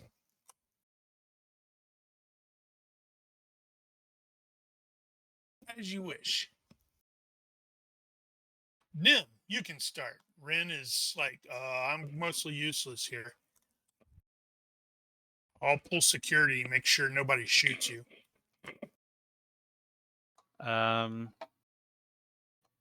What is Core's level in electronic ops surveillance? 13.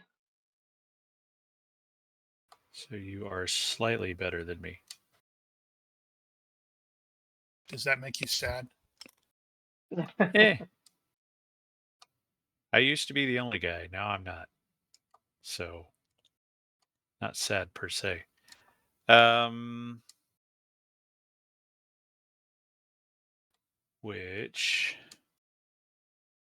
What would Nim do? Macro binocs. So I guess we're doing observation. So he's going to look around, specifically, again, thinking about it from a thief perspective. This some kind of smuggling op here. So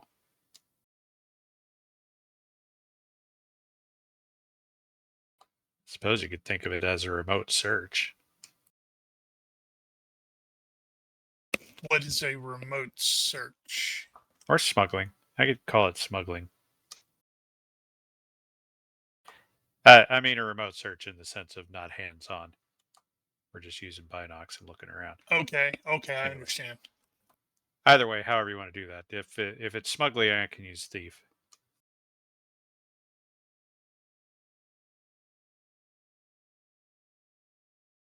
Or search. Yeah, that's up to you. Okay. I'm going to do that then.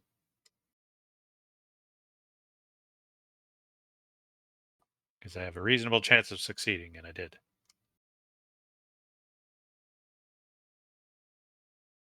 All right, so All right. macro binocs, he's up on a ridge or whatever, scanning the affected area here for signs of smuggling operations or whatever.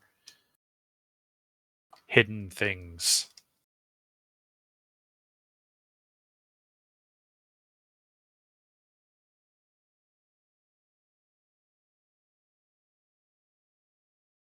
Noted. All right, so you are scanning the environment. Ah, good point. I've never really had the opportunity to use that. Now's the time. Eh? I just got a message from Rigil. Loophole has the advantage serendipity. Oh, I love that. I had to reread it, and I had forgotten that the player does not have to be the one who suggests it. It actually states right. that, the GM can go, serendipitously, Is there a role for that? but it will say that No, that the there's no role. player is free to suggest occurrences. But All right. so I'm going to So- come back to you, Loophole. Okay. Darryl, I have an idea. you were going to do sensors? If I can. Yeah, it's the sensors are not great on this thing, but they are potentially functional. Well, then I shall do that. But if you want me to throw a mod on there, I will. Not in this case. If it was a better, or if there were better sensors, like actual Starship sensors instead of these crappy speeder sensors, then you probably would have gotten some sort of bonus, but not in this case. Okay, here we go.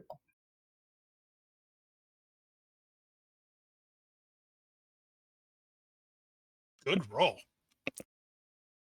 By 6. All right. I am keeping track of these to narrow down locations. Core, do your thing. Yep. Or just operate a droid and see. Wow. Okay. By 5. So we've got success by 5, success by 6, success by 5, and loophole.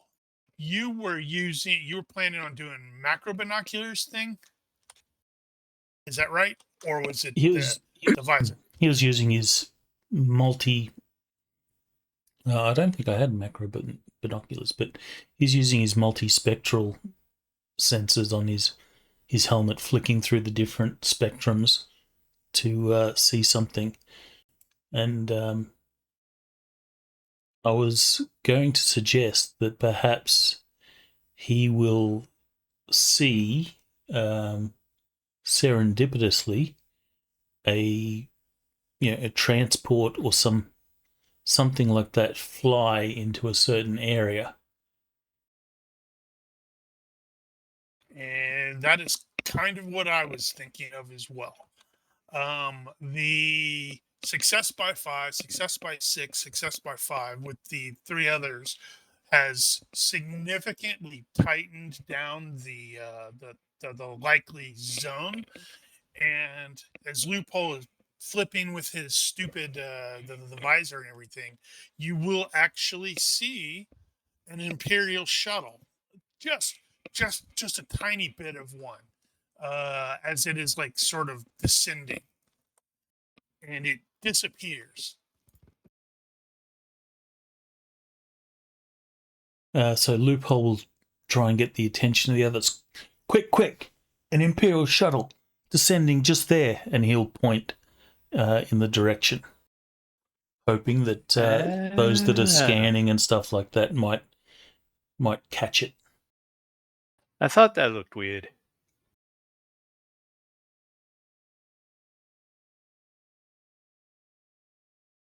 Yes. So when I say disappeared, I don't necessarily mean like cloaking device or anything like that.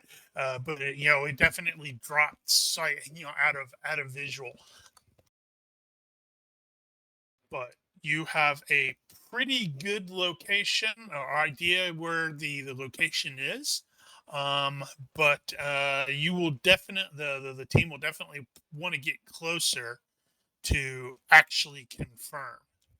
But that also runs the risk of potentially alerting someone. Send the droid. Okay, that makes sense. We have the surveillance thing, and let's see. So we had Nim with the thief. You're approaching this from a smuggling perspective, right? Yeah. Okay. I'm trying to figure I out how guess to. Arno could also participate in that. Unfortunately for him, he was looking not in the correct direction. He didn't see the shuttle. Derill goes right after Loophole and succeeded on the sensors by 6.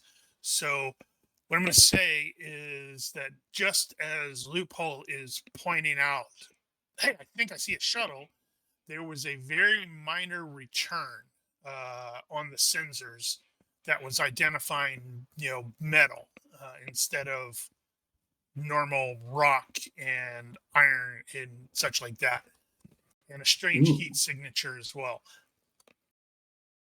And then Whereabouts? Go ahead. Whereabouts was that? Did it ping? Basically, it's in the same general direction, but it's adding confirmation. Okay. And then Core, with his success by 5, and you guys all pointing in that direction, will send the probot over there, and it will return an image that looks something like that. Ba-ba-ba-boom. Well, there's your secret base. So it's not immediately apparent with this overhead shot, but this area is recessed. It is down. But whatever this place is, it is definitely on a higher, almost like not quite a cliff or mountain, but it's definitely elevated.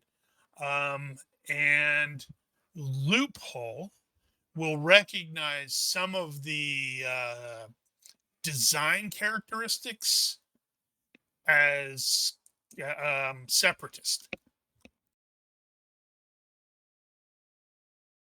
So it's Core that's running the droid, right? Yes. Yep.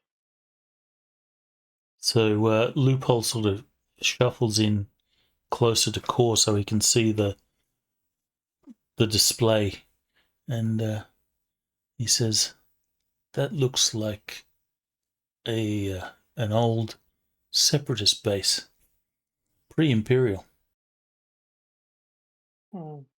Interesting. Clearly, the imps have, adjusted it because, well, that is definitely a Lambda class shuttle. And notably, in that particular area, the hangar area, there are 2 concealed turbo laser turrets. One there, and one there. Say, Core, can you get a better look at what that shuttle might have been delivering? Yeah, let me give that a try. And I try to Core, get give me a universe reaction roll. Enhance. Okay. Or bad. Or bad. Enhance. Or bad. Good. Yes. Boo! Nice. Boo!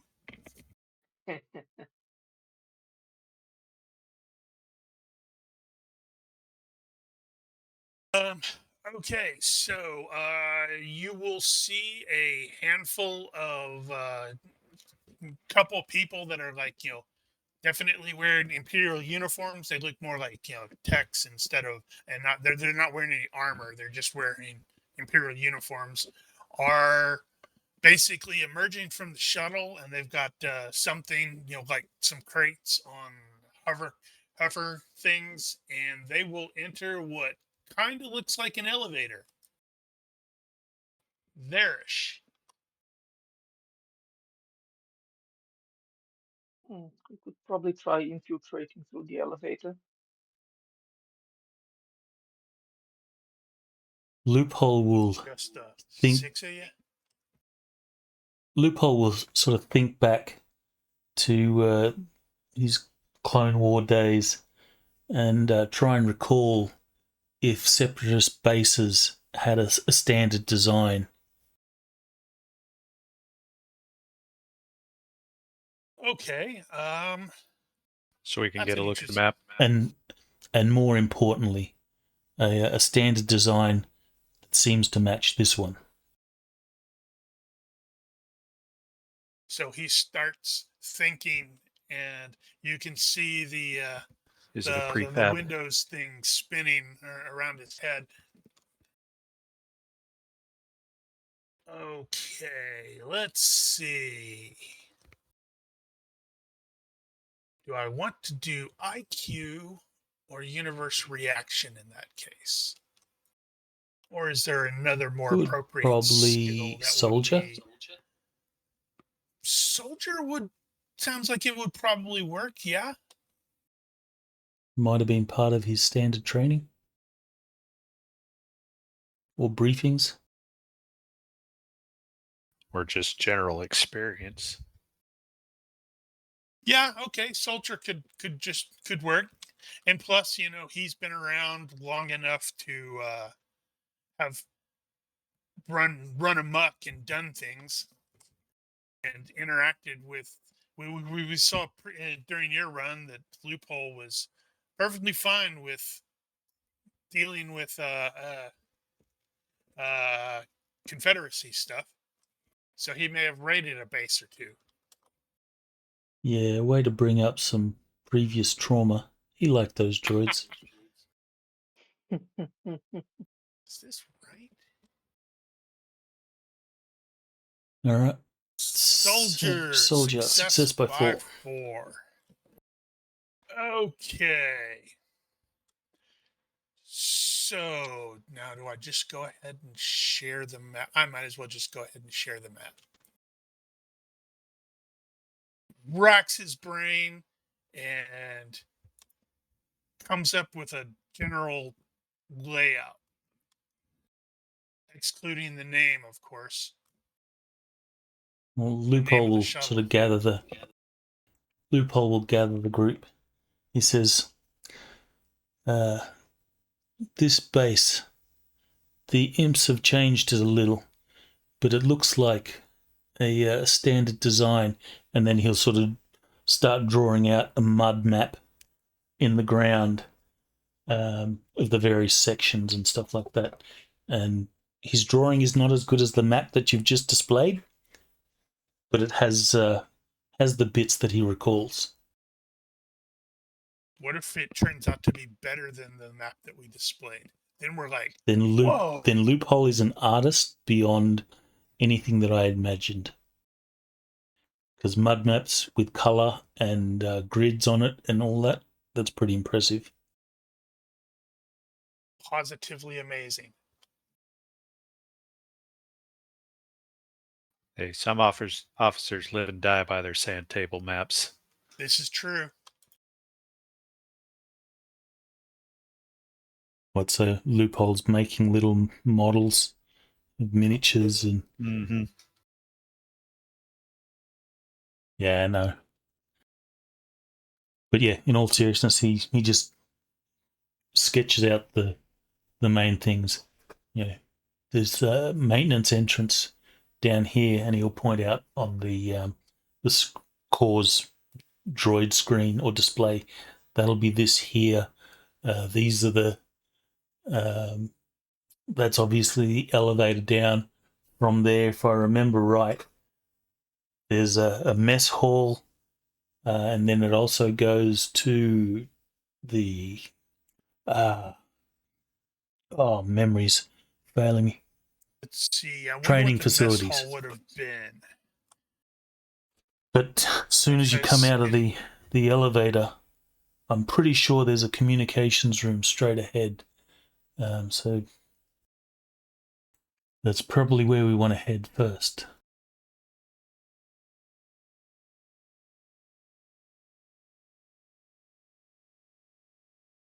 So something to note: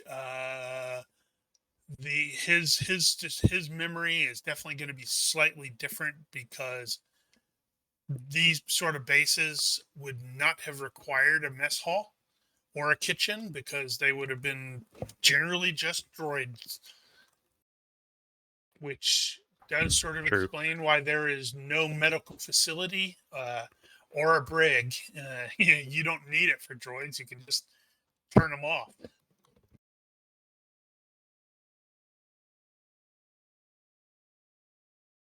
So I'm trying to figure out what the mess hall kitchen area would be.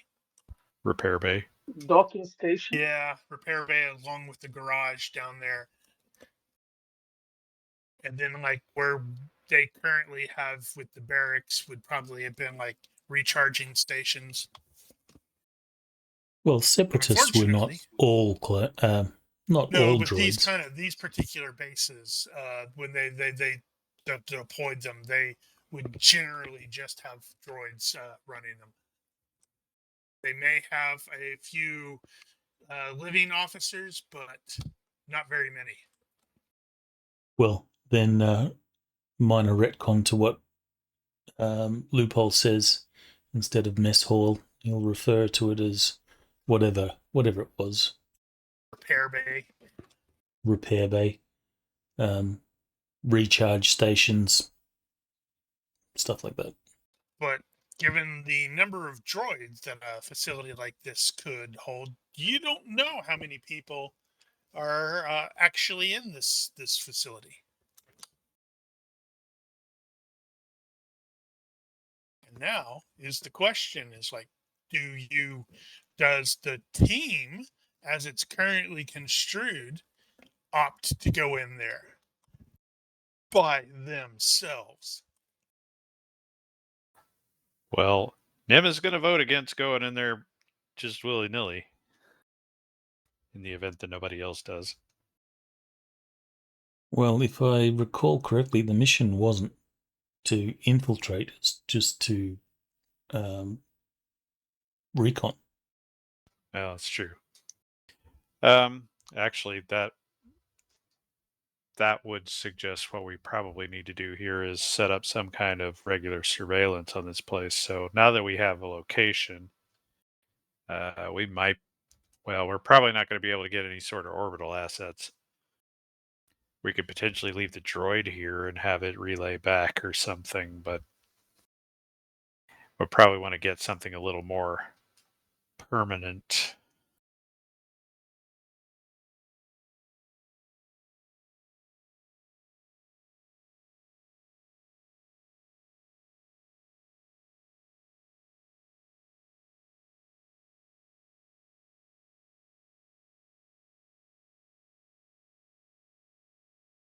That's kind of weird. Well, Loophole will say we can perhaps get a little closer, see if we can get a better look, work out what this place is here for. But that doesn't come without a risk. Just out here. Wonder if we can get an ident on that shuttle and find out where it came from.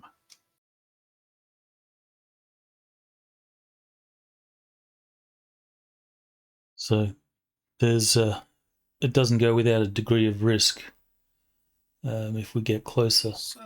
But we have at least fulfilled the mission objective. Do we want to get more?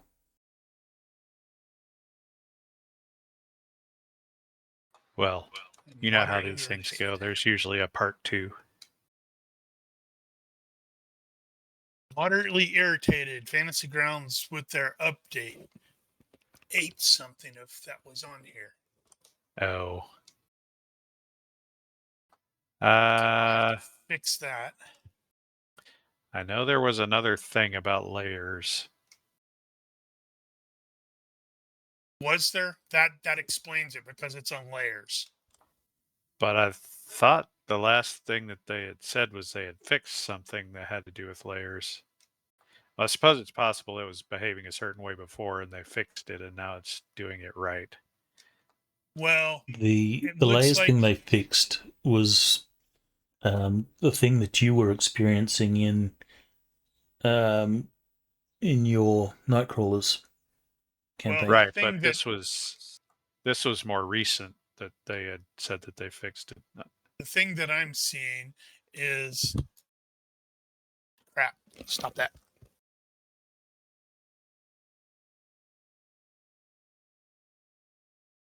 Let me get off the layers. Damn it. I had stuff here that, vehicles and stuff like that. Right. And it's gone. The label's still there, but it's gone. So the layer completely is gone. No, the layer is there, but when I try to change it from invisible to visible, it's not there. And you don't see what's Is it on it? behind? I don't see it there either. Is it behind something else? So look at the layer order. Nope. The base itself is the lowermost layer. What about transparency? Have you got See, transparency if I do set? that, you should be able to see. There's the floor plan of a shuttle, right? You see that? Oh, yeah. Okay. Yes. If I unhide the other stuff, nothing appears. Huh. Let me check. What about transparency? Is that layer? Nope, it's transparency set at 255. It's not hidden. I'll just have to add them back in. Well, I'm wondering if there was some kind of problem with the assets, like it was linked to a particular asset and they got moved, or something. You could potentially go into the XML and actually fix the path. I know what the problem is. I did change the names. Oh, I added vehicle underscore in front of them. Okay. That'll do it. That'll do it. Well, now I have a pretty good idea how to fix that. But yes, drawing closer is not without its risks. That's why I had. Speaking of, how long do you have the probe droid loitering? We don't want to leave it out there. It'll eventually get detected. It is small, but it's not invisible. That's true.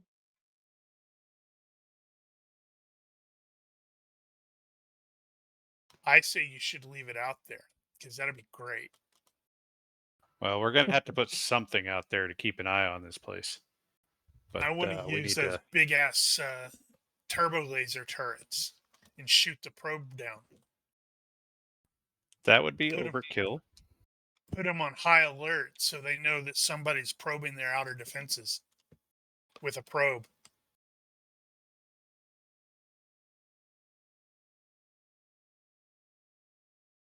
Yeah, but it's how you proceed is up to you guys.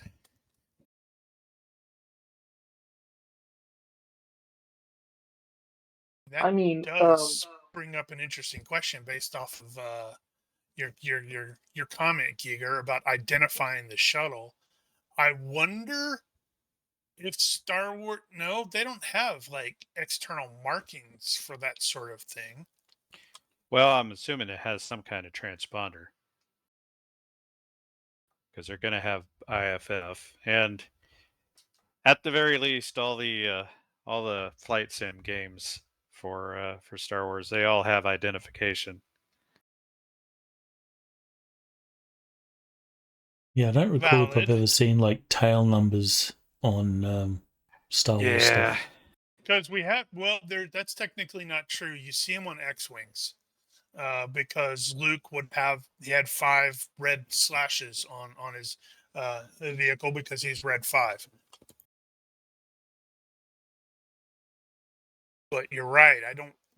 I'm looking at the shuttle, and I don't see anything remotely resembling tail markings. There's nothing on this shuttle.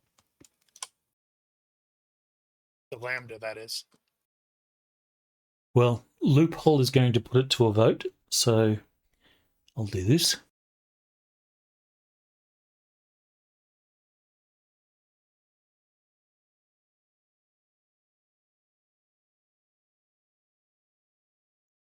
Well, people, have you say? Do we investigate closer, or do we report back what we've got?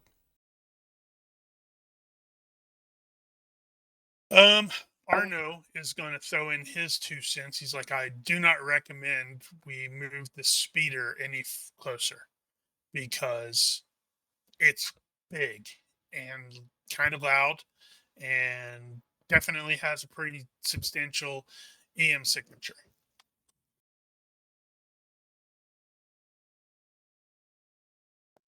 I mean, we could always, I don't know if we have enough resource for that, but we could always leave a couple of people there to keep the surveilling while we go back and get reinforcements. Could, or you could just leave the droid here. I Ren think will that's a bit immediately risky. volunteer to remain behind as long as he can be safe from potential rain. He wants to do his part. Man, I hope he doesn't have overconfidence.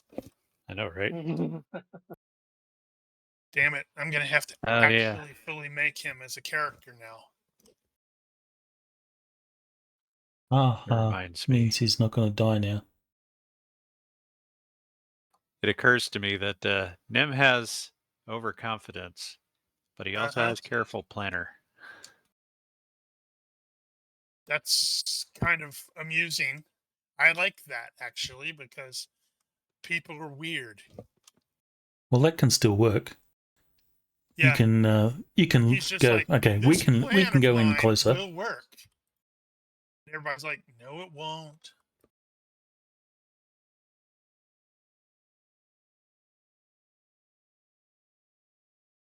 Yeah, I think what we can do potentially, if we can get a good scan of this area, we now that we have coordinates and everything, we can actually look at the terrain and figure out our best approach if we're going to come back and move in closer and figure out what the hell we're going to do when we get there, because at this point we don't know. I mean, I guess what you do. I can totally tell you what you should do. You should let Saw Gerrera's people know this place exists, and they'll throw themselves at it.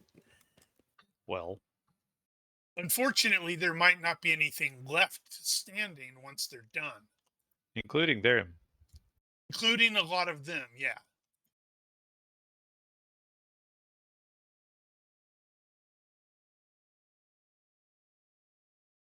Unless you can talk them into following your orders. Well, Loophole is giving that as an option. So by the votes, no, because Arno is a vote against. That's true. Yeah. Loophole says, all right, numbers have it. Ren? So we leave Ren here. No, we're not taking. You're not getting a vote, Ren. we leave Ren here. We leave him with the droid. I think it would make sense in the game that I also stay behind. You know, and you guys, you are the leadership of the thing. You can go and take care of stuff and report to you. Yeah, that's fair. Unless you don't trust both of us. That means Core is gonna totally shank Ren and bury his body somewhere. After Ren spoke so highly of him. I know, right? Oh well, he had an accident. He fell. No. Core seems trustworthy. He'll join us on our quest.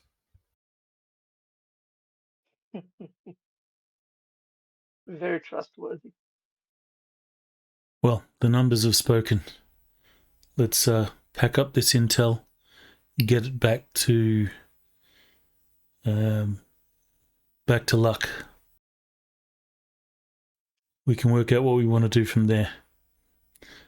Maybe, if this is important, we could actually get some help from Saw and kill two birds with one stone. Hit this one, and then whatever it was in the North Pole that he was after.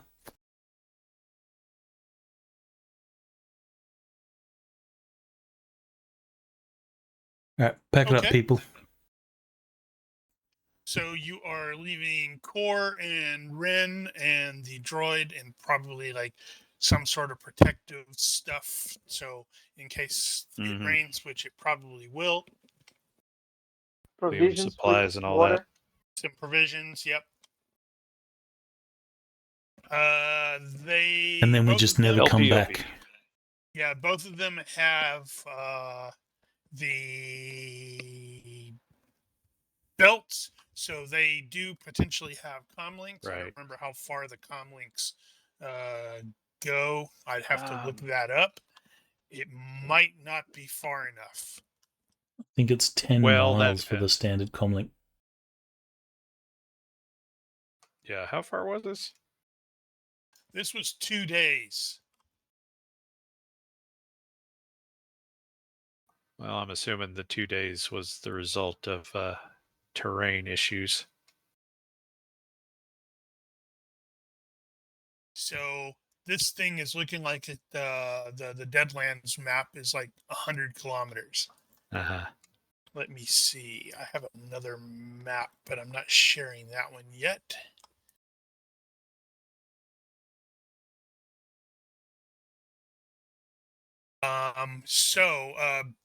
This is for your general knowledge. If you're looking at the Deadlands map, which I just unshared because I need to fix something, and back, the Minerva City is about there. Oh. So even then, this is pretty significant distances. Is it? Yeah. 26 kilometers. Yeah, this is not right. I miscalculated again. It should be at least So how far? a bit, like twice to 3 times. I have to look. I mean, it's still not that far if you think about it. Like, let's say 125 kilometers, Yeah, it's going to be 130 what? kilometers. 50, between 50 and 60 miles?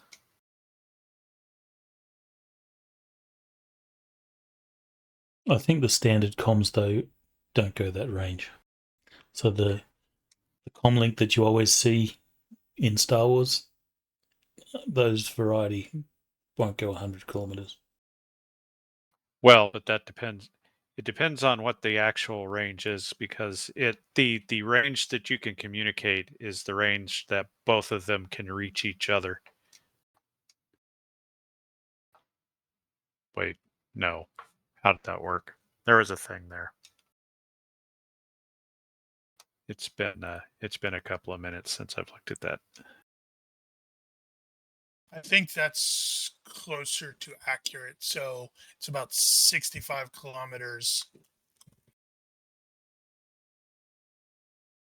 I'm going to have to find the actual map again and remind myself exactly.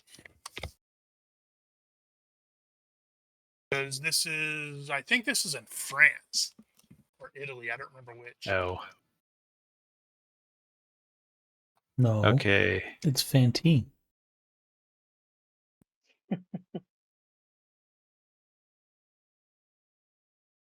Francine. Okay. Yeah, 50 miles at TL11 for a small. Yeah. So if it's So maybe 65 kilometers, a good electronics op communications role could maybe squeeze a little bit more out of it.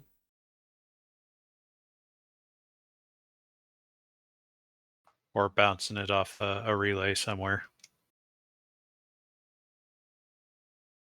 but hold on, if it's like 50 miles and it's 65 kilometers, that might be within range, no? A mile is like 1.6 kilometers, I think. Huh. Actually, apparently, on my stuff, my equipment, I put a medium communicator, and that is apparently backpack sized. So that is not my EDC. But that would have a 100 miles at TL9, which would be 500 miles at TL11.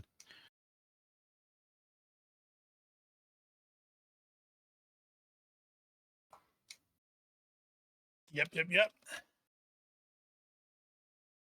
Checking to see if the weight is actually correct.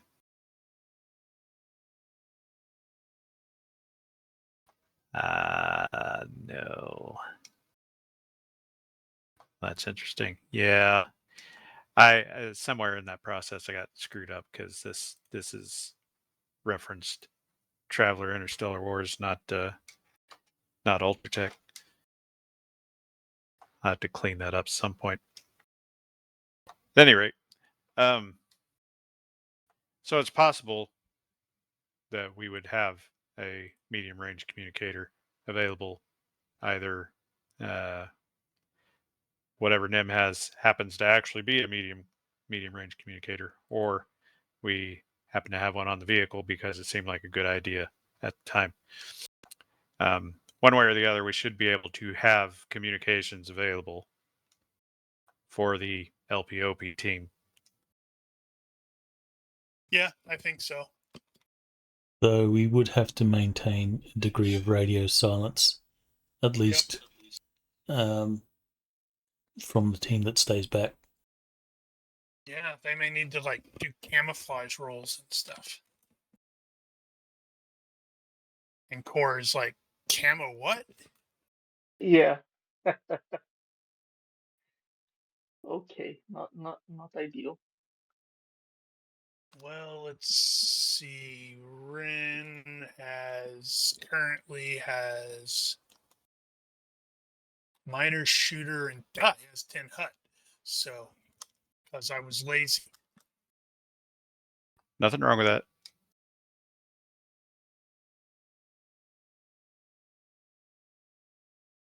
But yeah, so leaving the two behind with the droid, heading back, trying to figure out what the hell's going on, or see what's up.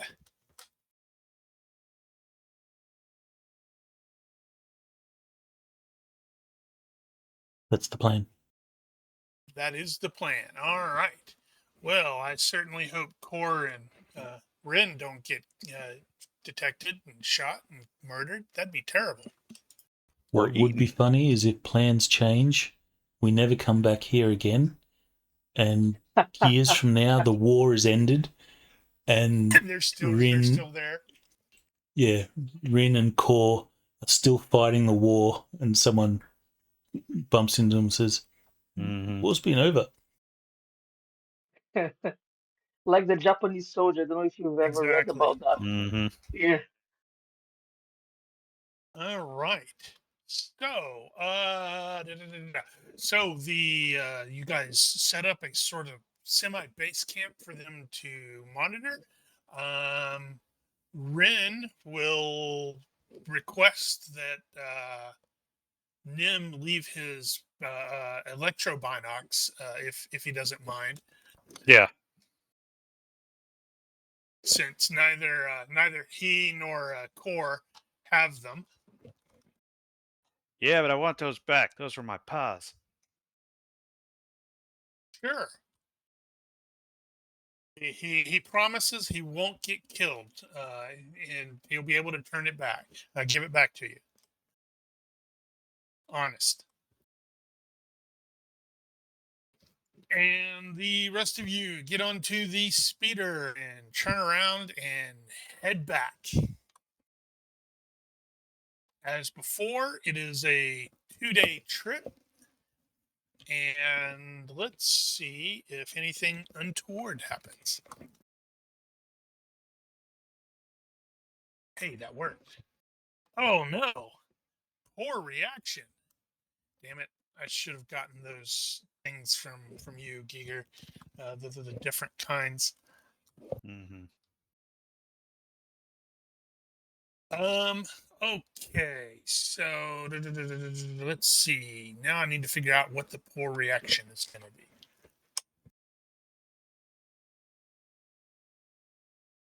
The speeder is going to break down. Mm-hmm. And Arno will feel really bad about this. It will take most of a day to get it fully functional again. I'm not going to make anybody make any rolls because, well, Right. uh, We've got But, enough expertise here. yeah, you've got plenty of expertise to get that there. But that does mean it's going to be 3 days instead of 2 to, let's see. So make sure this, let me update my calendar.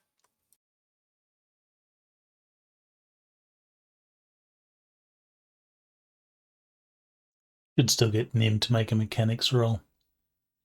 Critical fail breaks the part, and we have to return on foot, taking a week. That would be really I don't know funny. why I I have to like do it. this idea. Make Daryl do it. So do I. Or Daryl. No, because Nosh is going to go "Wah," and intentionally try to roll an 18. You tell me what to roll. I'll roll an 18. He's going to roll 19 on 3d6.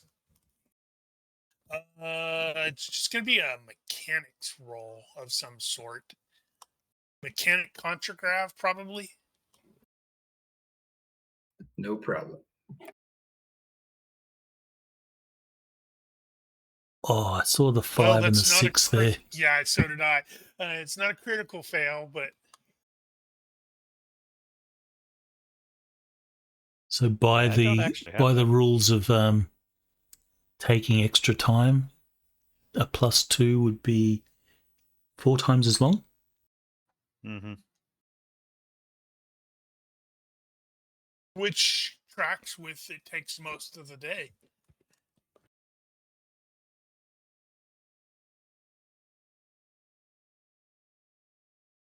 Okay. Let's see. Now, Pendragon, why don't you give Yep. me a universe reaction roll to see what happens while you guys are scouting out up there, or keeping eyes on. Okay. Bad. Here goes nothing. I want you to roll a 3. Ah, Poor. can I use my luck? Stop that. I'll You use my can? luck. I'll Yeah, definitely do that. I don't mind.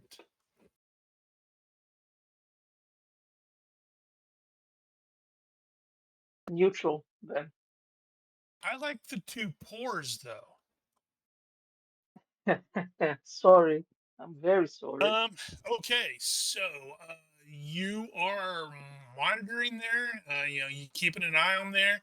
Whoever is in here is keeping a very low profile. You have not seen anyone emerge through the what is clearly the concealed front entrance, and you have not seen the shuttle depart either. Okay. I want to do another thing if possible. Since now I've spent, I don't know, at least a couple of days alone with Rin, I'd Uh-huh. like to roll my empathy to have a feeling for him, to see if, what's my impression of him. Is this about to get weird? Do we need to get some Well, candles for you? He wishes he could quit him. Yeah. Okay. Well, So depends OP on him. broke back. looking at this, you will roll IQ into the box. Okay. Which one is it? You have the full empathy, so it is Yep. full IQ. Yep. You have a feeling for people when you first meet, okay, so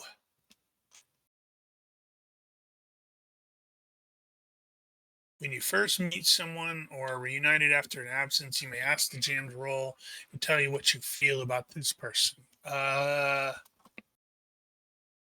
Okay, so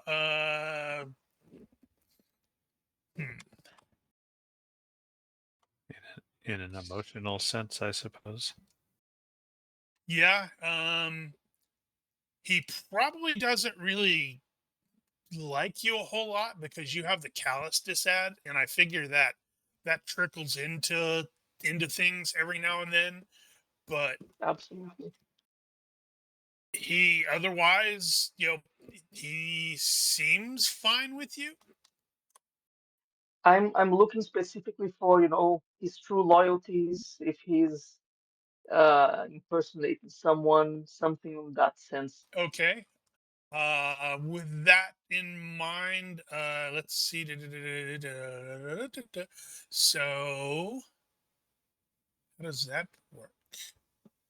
So, if I'm reading this correctly, the empathy or the empathy advantage, you just basically get like a +3 to detect lies, psychology, and fortune telling on him. Is that right? Yeah. I think on top of the IQ thing, the IQ, like you have this feeling if the person is like if Well, it's if they mean what they say, and then I think you have on top of that the +3.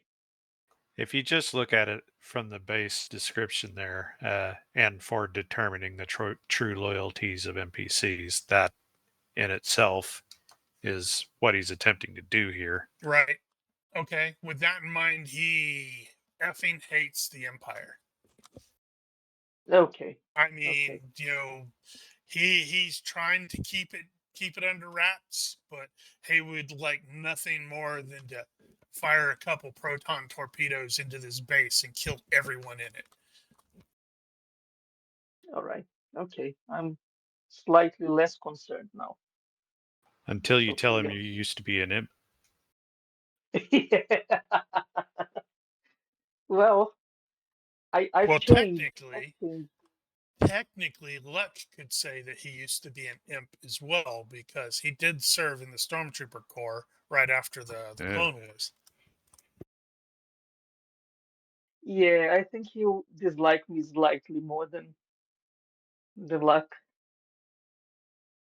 All right, so you guys, those of you who are using the speeder, you will finally get back to the little base area, and you're going to find it with a like a number of more people than were there before, including a couple other speeders.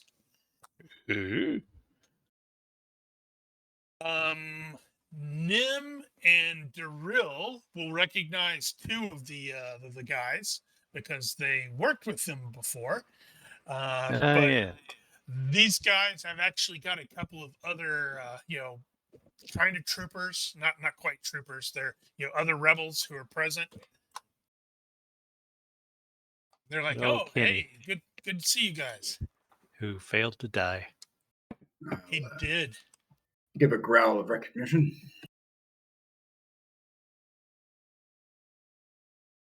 And Kenny will be said, yeah, Sergeant Luck says you're onto something. Looking forward to hearing it. Again, I'll make a confirmatory growl.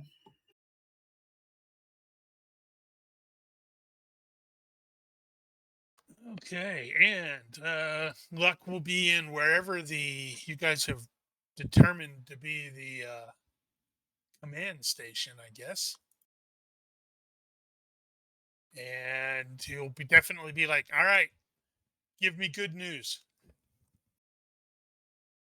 Well, we found something.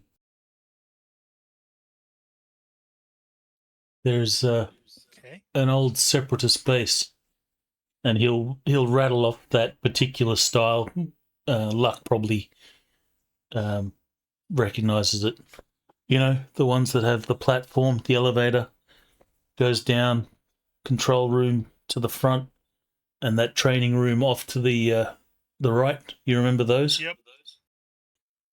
So they've looks like the imps have remodeled one of those. Not sure what they're about. We left Ren and Core back to keep an eye on the place.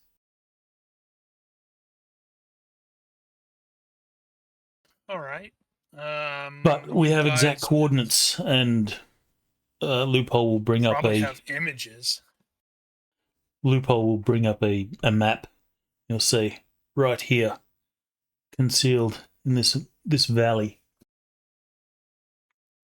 Yeah, Probably you would have missed it if it wasn't for images a. as well. Probably would have missed it if it wasn't for a shuttle landing at exactly that time. But Core managed Oh, to get a bunch of images with his droids. And then Loophole will sort of display all that on the hollow display. Kenny's gonna definitely whistle. It's like, ooh, that's pretty out there in the middle of nowhere. Looks concealed. Why is this concealed? The imps are in control here.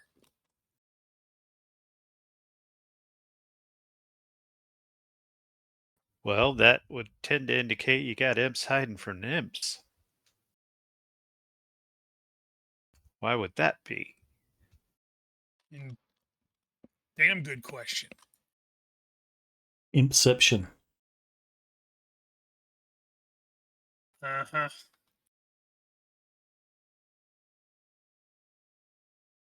This is like, well, I got a squad. You've got a squad.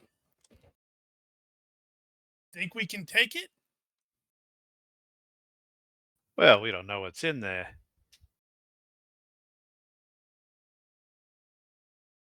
That's true. Think we can take it? I mean, probably. Absolutely. But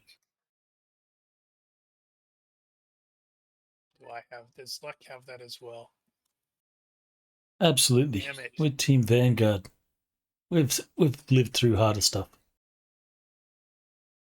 Damn it. Luck doesn't have overconfidence. all we got to do is go up and knock on the door. And then they all come up to the door and say, "Who's there?" And then we shoot through it with an explosive charge.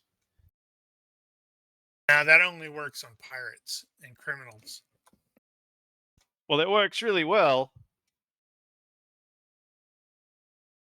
Well, that worked on You know, the don't you, Carbonite Caleb? Vipers. You remember that? Hey, it was not my fault. It was all the boss's fault. I'm not sure Besides, the imps will we're be all in now. so easy to fool. No offense.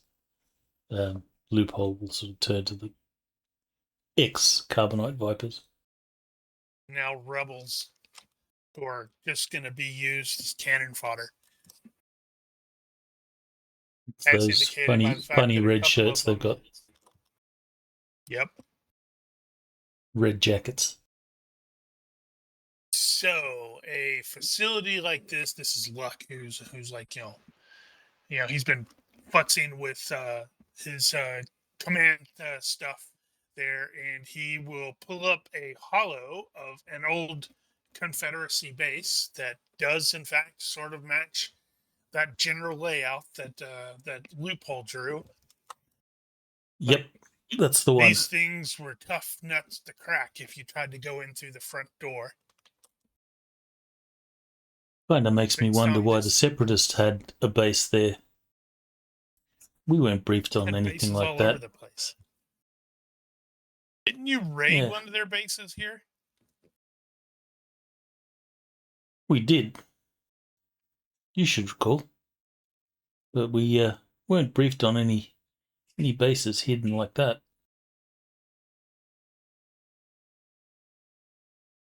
Well, it's a hidden But base. that's the past.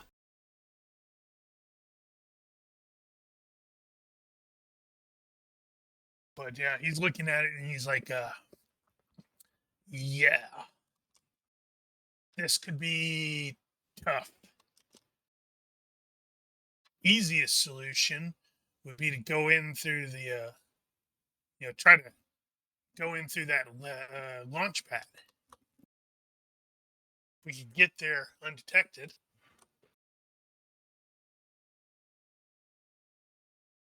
And then he gets sort of sore. And he's like, man, I miss my jetpack.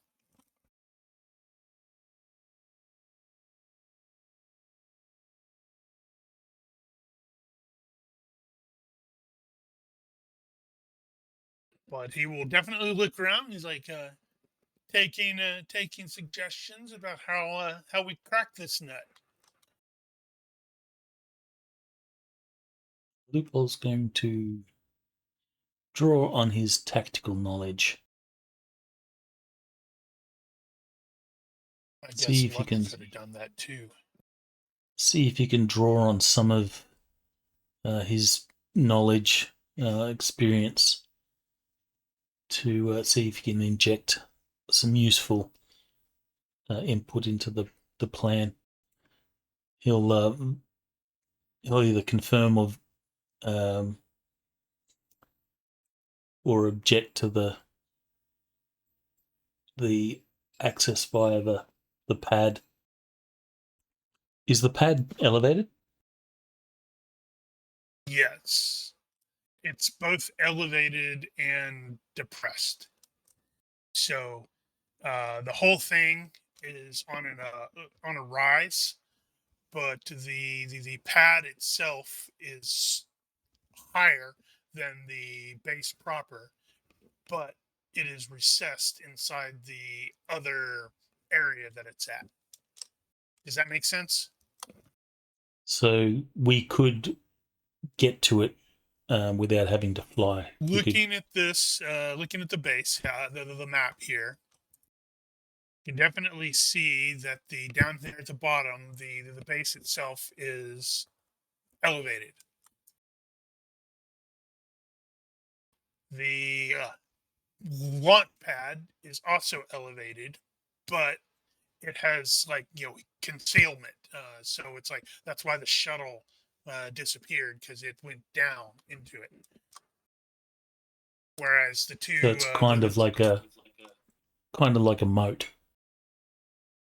I guess, yeah, that would be sort of correct. Airwolf thing. Whereas the two turrety things are the only thing that are really immediately obvious. They are, I mean, but nobody's going to look at them probably and go, oh, hey, look at that. In that conveniently location there's two turrets. Definitely elevated as well. Loophole draw on some of his soldiering experience. While he was a clone trooper, he wasn't a stormtrooper, but he'll think to whether standard procedure is to keep those turbo lasers constantly manned, or are they they're only manned, people go to their stations when an alert is sounded. Yeah, it's gonna really depend on a number of factors, like how many personnel are assigned there, who the commanding officer is, whether they're a super hard ass. If this is a prefab Clanka base, we should be able to get a schematic. Yeah, that's what I'm saying. Luck pulled up the schematics of the that basically show this sort of map. He is going to look. Luck is going to look to Nim and say, "You approach things from a different perspective than Loophole and I, because we're soldiers. How would you get in?" Logistics. Elaborate, please. Thesis, It's got to get please. supply from somewhere. That's clearly what the shuttle was for, wasn't it? Possibly Maybe. not, though. That's a valid point. If a shuttle goes in and out, then that's a vulnerability. Also, we've done that before. I wonder if Done there's what? any way in through that maintenance entrance. We've done the sneaky shuttle in. This is true. Possibly ventilation. I'm not sure Yeah, our ventilation's Wookiee not friend as will fit. likely. Ventilation's not as likely since, was a clanker base.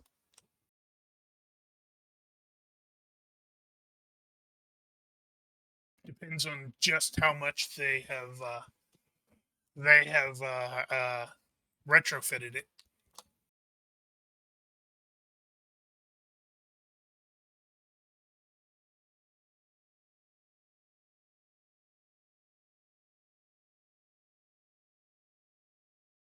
So both Kenny and Guy, they're just like, well,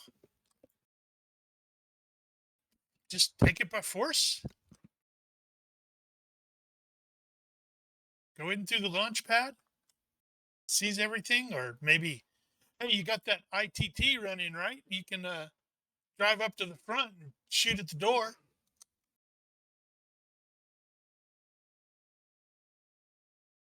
That's kind of the way I'd handle it. But it seems Luck was hoping to do something more subtle. Yes. Alexis points out, it's like, from everything we've determined and nothing we've learned, the advanced team has learned, has gone against this. The imps are trying to keep this base on the down low, and I would like to know why. If we kick in the door on the frontal assault, well, they may end up calling for reinforcements, or we may just cause too much of a problem, and there may be explosions. And if they are a covert operation, I don't know, ISB or something like that, then they may not want to be noticed. I would really like to know why. All right. Subtle it is. I'm not opposed to kicking in the door and shooting everybody. As evidenced by our past history. That's true. But then Lex sort of leans forward and he's like, but ultimately what I'm kind of thinking is, if we can take this base and we can keep this base, we can do a lot of damage to the Imperials here on this planet. Yeah, if the local administration doesn't know about it, then they can keep on not knowing about it. Exactly. Especially if this thing is plugged into the Imperial network. Think of all the info we can get.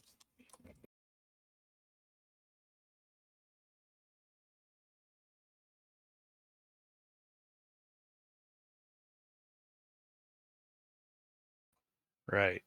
What's the next step here then? We know we want to do it.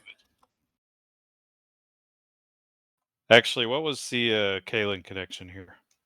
So was he just asking? He just wanted the recon. Sorry, who? Kalen. Oh, Bree? Kalen Bree. No, Bree. yeah, he was originally. Sorry. he originally wanted the team to assist in a different intel gathering operation, but then once he was basically read in about all the intel that Luck had about a possible secret facility in the Deadlands that is trying to stay off the radar, then he was like, that sounds slightly more interesting than what I had in mind. Tell me how we can help. And that's why Kenny and Guy and their guys are present. Okay. So he does want to take it. Oh, he would not complain about taking it. So after some careful consideration, and given that he succeeded his tactics roll by 3, Loophole's going to suggest, I don't think the landing platform's the best way to go. That's basically the front door to this place. It's going to be watched. I think our point of entrance should be the maintenance entrance. That's going to be the least guarded.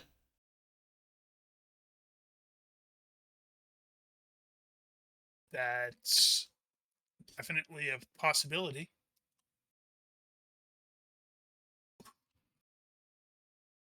Luck is like really irritated because of the lack of the legs, so he can't go with to get eyes on.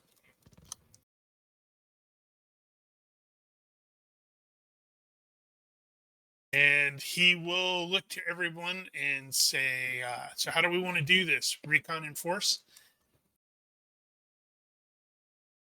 Because we do have the ITT functional right now.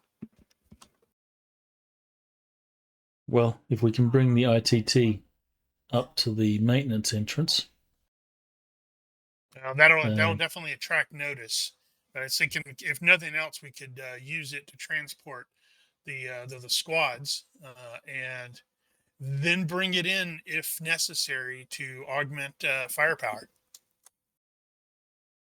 I think the sensible thing to do here would be because right now this is the only external connection we have is the shuttle.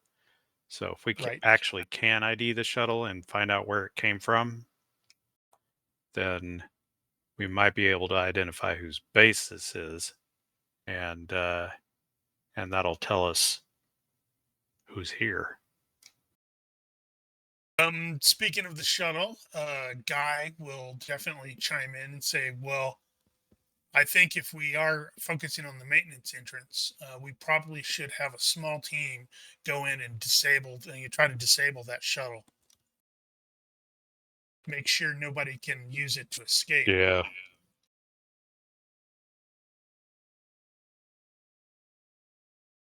Actually, you're probably going to want to try to jam the communications here. Assuming they're actually communicating with anyone else. If they're staying under the radar, they may not. Okay, so Red, Kenny, do you think your team could take the shuttle? Vanguard could go through the maintenance. Were they not with us when we did that? They were. They were both dressed up as stormtroopers. Yeah. They're like, yeah, I think we can possibly do that. Right. Quick point of reminder. One of the final sort of clue that Luck needed was Major Vandergraaf was trying to reach this location. And if you recall, you guys retrieved a broken comlink that she had used to send word to Moff Panaka.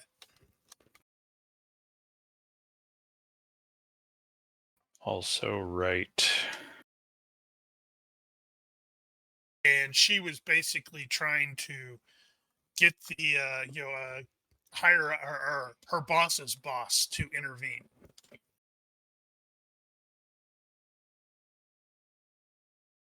But that's one of those that it's like it's been kind of a hot minute since we did that, and the characters would remember it more than the players would. What episode was that? That was during the my previous run. Do you recall which episode or Not which off the top of my session? head. It is actually in your AI story thing. Yeah, I know. I'm just trying to remember where it is so I can look up the database, see what information it had. It's in the later one, I think, but I'm not positive. It was after. No, actually, I guess it's probably in episode 2, because that was where you met the Mirielin, Mhm.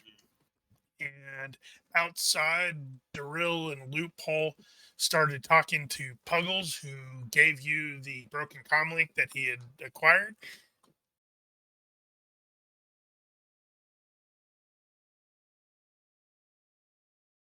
Speaking of, he's still out there. True. Unless we killed him. He got away. Damn it! I wish Well, I that had doesn't mean we thought of didn't that. hunt him Damn down. it! I wish I had thought of that. I would have made him one of the prisoners on that. Yeah. Damn, that missed opportunity. Of course, Also hilarious because he's short and he wouldn't have been able to see out. this is also very true, and I don't know how long he would have lasted afterwards, because Loophole might have shot him, and Darryl might have ripped his arms off. That bastard So- got red And killed. if he's very, very lucky, it would happen in that order.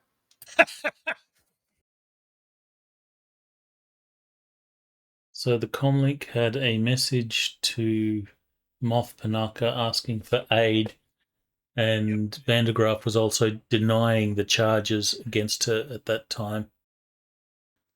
There was a coded message that we couldn't decrypt from that.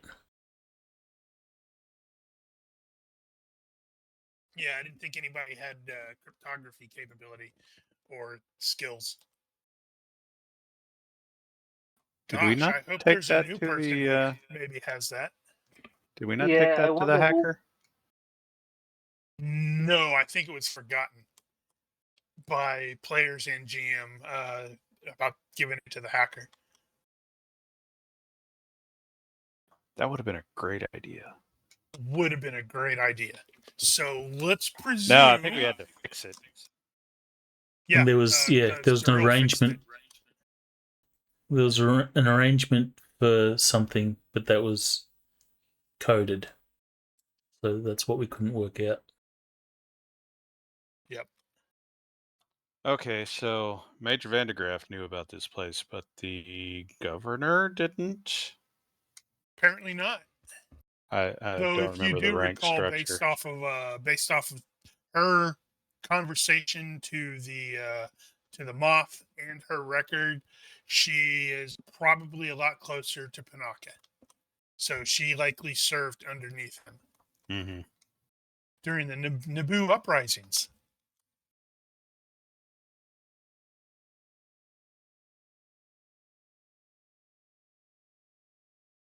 The AI just told me that it even said the party lacked cryptography capabilities to decode it.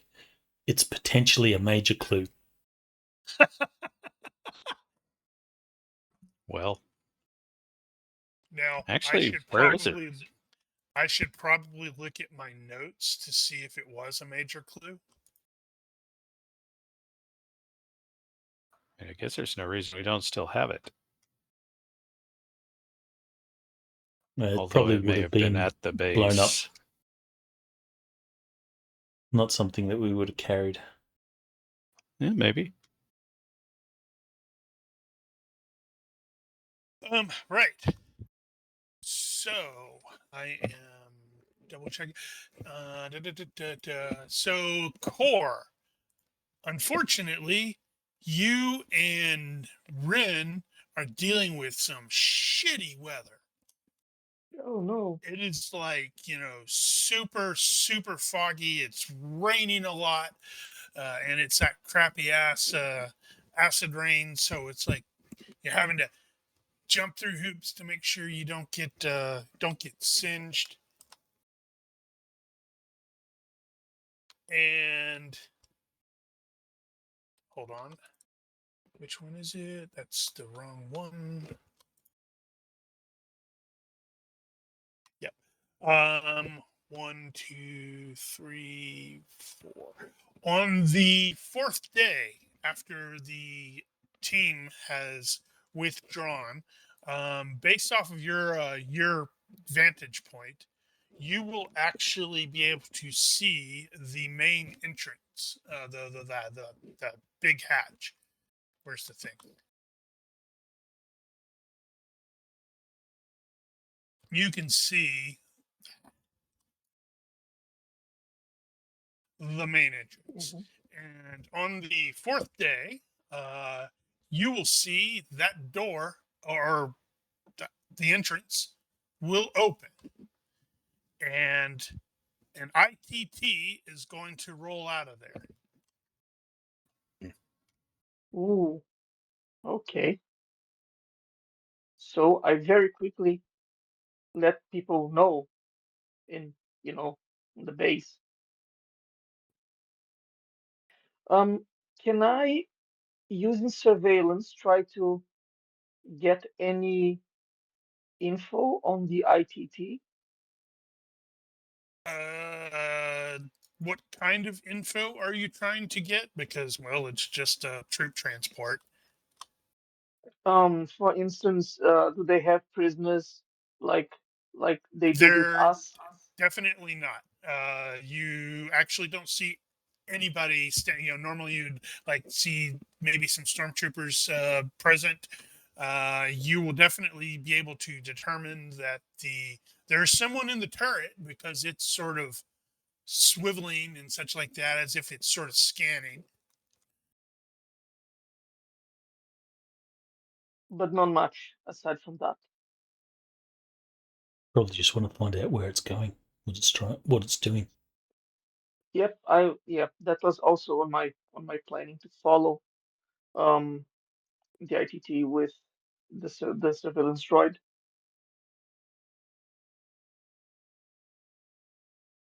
All right.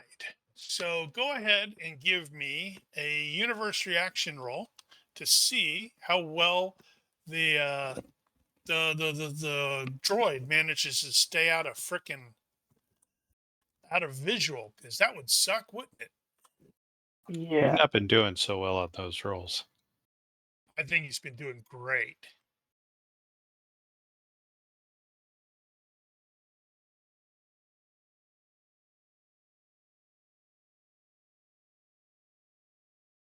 Mm-hmm.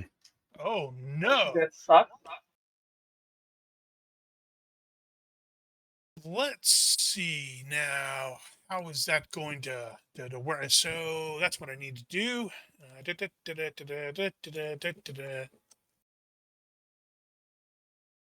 You're so going to have to walk back. Holy cow. My dudes don't have. Oh my goodness. They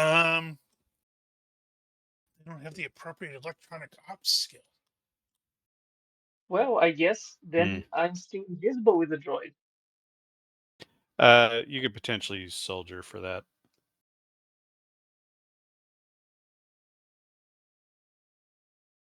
Assuming it's Okay. a routine. So, well, that assumes it's a routine use. well, the thing that I'm thinking of here is I wanted to the reaction roll was going to be a possibility. It's not going to be that. Let's see. So, going to have the size, and I have. They're actually not going to see the droid because I pre-established that you are dealing with really crappy weather. So that means the troopers are dealing with really crappy weather as well. Indeed. And the droid itself is actually kind of small. So you lucked out. Oof.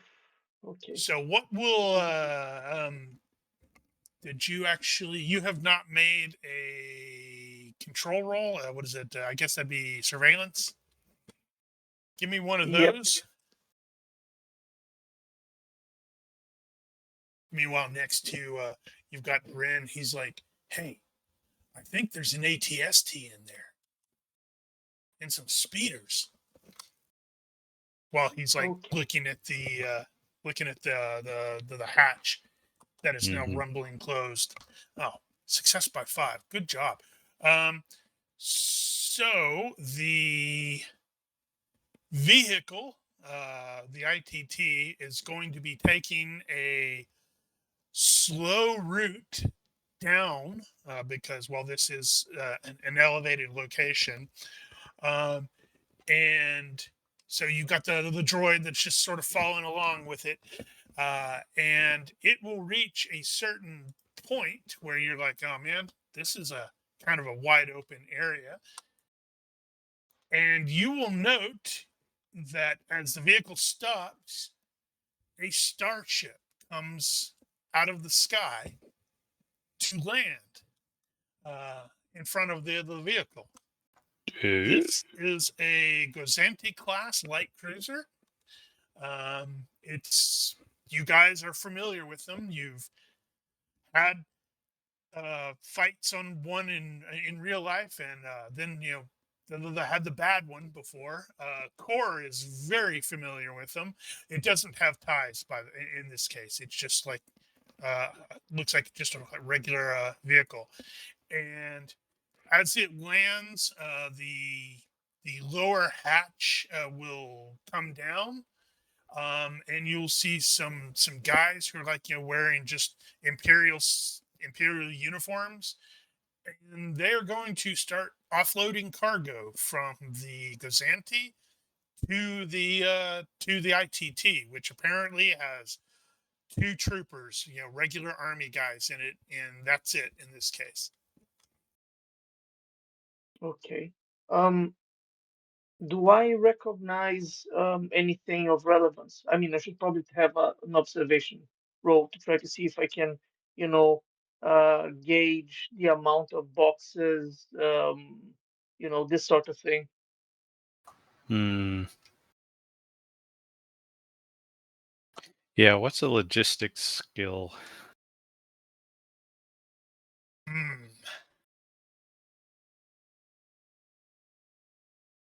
It's a good question. Administration? Maybe. Defaults too. In combination with soldier and that sort of thing, administration might work. I don't have soldier. Yeah, I was thinking about the freight handling or packing. That would tell you a lot about how heavy the crates are and that sort of thing, but it doesn't tell you much about the Would it operation really? itself. This is Star Wars. They're going to be using contragrav Well, things, so you could it's probably probably a tell, like, droid if that they moves they itself. wheel it in there and the vehicle shifts down a little bit. You're like, okay, that's a little heavy. How many crates are we talking about, approximately? There's not that many. Let me see if I have the thing again. Yeah, because the ITT isn't exactly set up for cargo transport. Yeah. They're mostly putting it on the roof and strapping it down there. And there's probably like 10 crates or so that are about average size, but it definitely covers the entire top of the ITT. Actually, that's an Okay. interesting question. What is the Star Wars Imperial equivalent of a 5-ton? Probably one of those unnamed vehicles that we saw a lot of in Andor at the end, or the second season, with the guys driving around, like the one that Cassian blew up on the planet in the TIE Avenger, and then the ones that brought the guys to Gorman, the dead meat guys. It's been just a hair too long. I don't remember that. Well, I've recently rewatched the series, so of course I remember it. But yeah, so they loaded up. based off of what you can see, it does probably look like just general supplies, like, foodstuffs, other stuffs, tools, maybe spare parts. Hmm. Okay. And Does the uniforms of the people doing this loading, do they have anything of note that I recognize, like the branch, anything? the two guys that were in the ITT who get out and assist are definitely wearing uniforms. They're wearing the army uniform. They're probably got the cool poncho and armor underneath it, and maybe the helmet. Interestingly enough, that you mentioned that the people that are offloading the stuff from the Gazanti are not wearing uniforms. There will be one Hmm. of them that is, but most of them just look like either civilians or people pretending to be civilians. That's quite interesting. And then they finish loading up. The guys get back into the Gazanti. The ramp goes up. The ship lifts up, and it starts heading out. And it's totally going to do the cool flyover where you and Ren are concealed. And it's going to, like, big roaring noise, shakes the ground a little bit, but it is definitely on an escape vector. And that, Okay. I think, is where we will end it for the night. Don't. Everybody will get their 2 points. On that heartbreaking note, we will circle white to black. If you are watching or listening to this and have comments, questions, complaints, general hecklings, even some very creative insults, feel free to leave them here or on Discord or YouTube or wherever we are at the moment. Please consider liking and subscribing to our YouTube or Twitch channels, or don't. I am not your dad. Thank you for watching. Olympus out. See ya. Bye bye.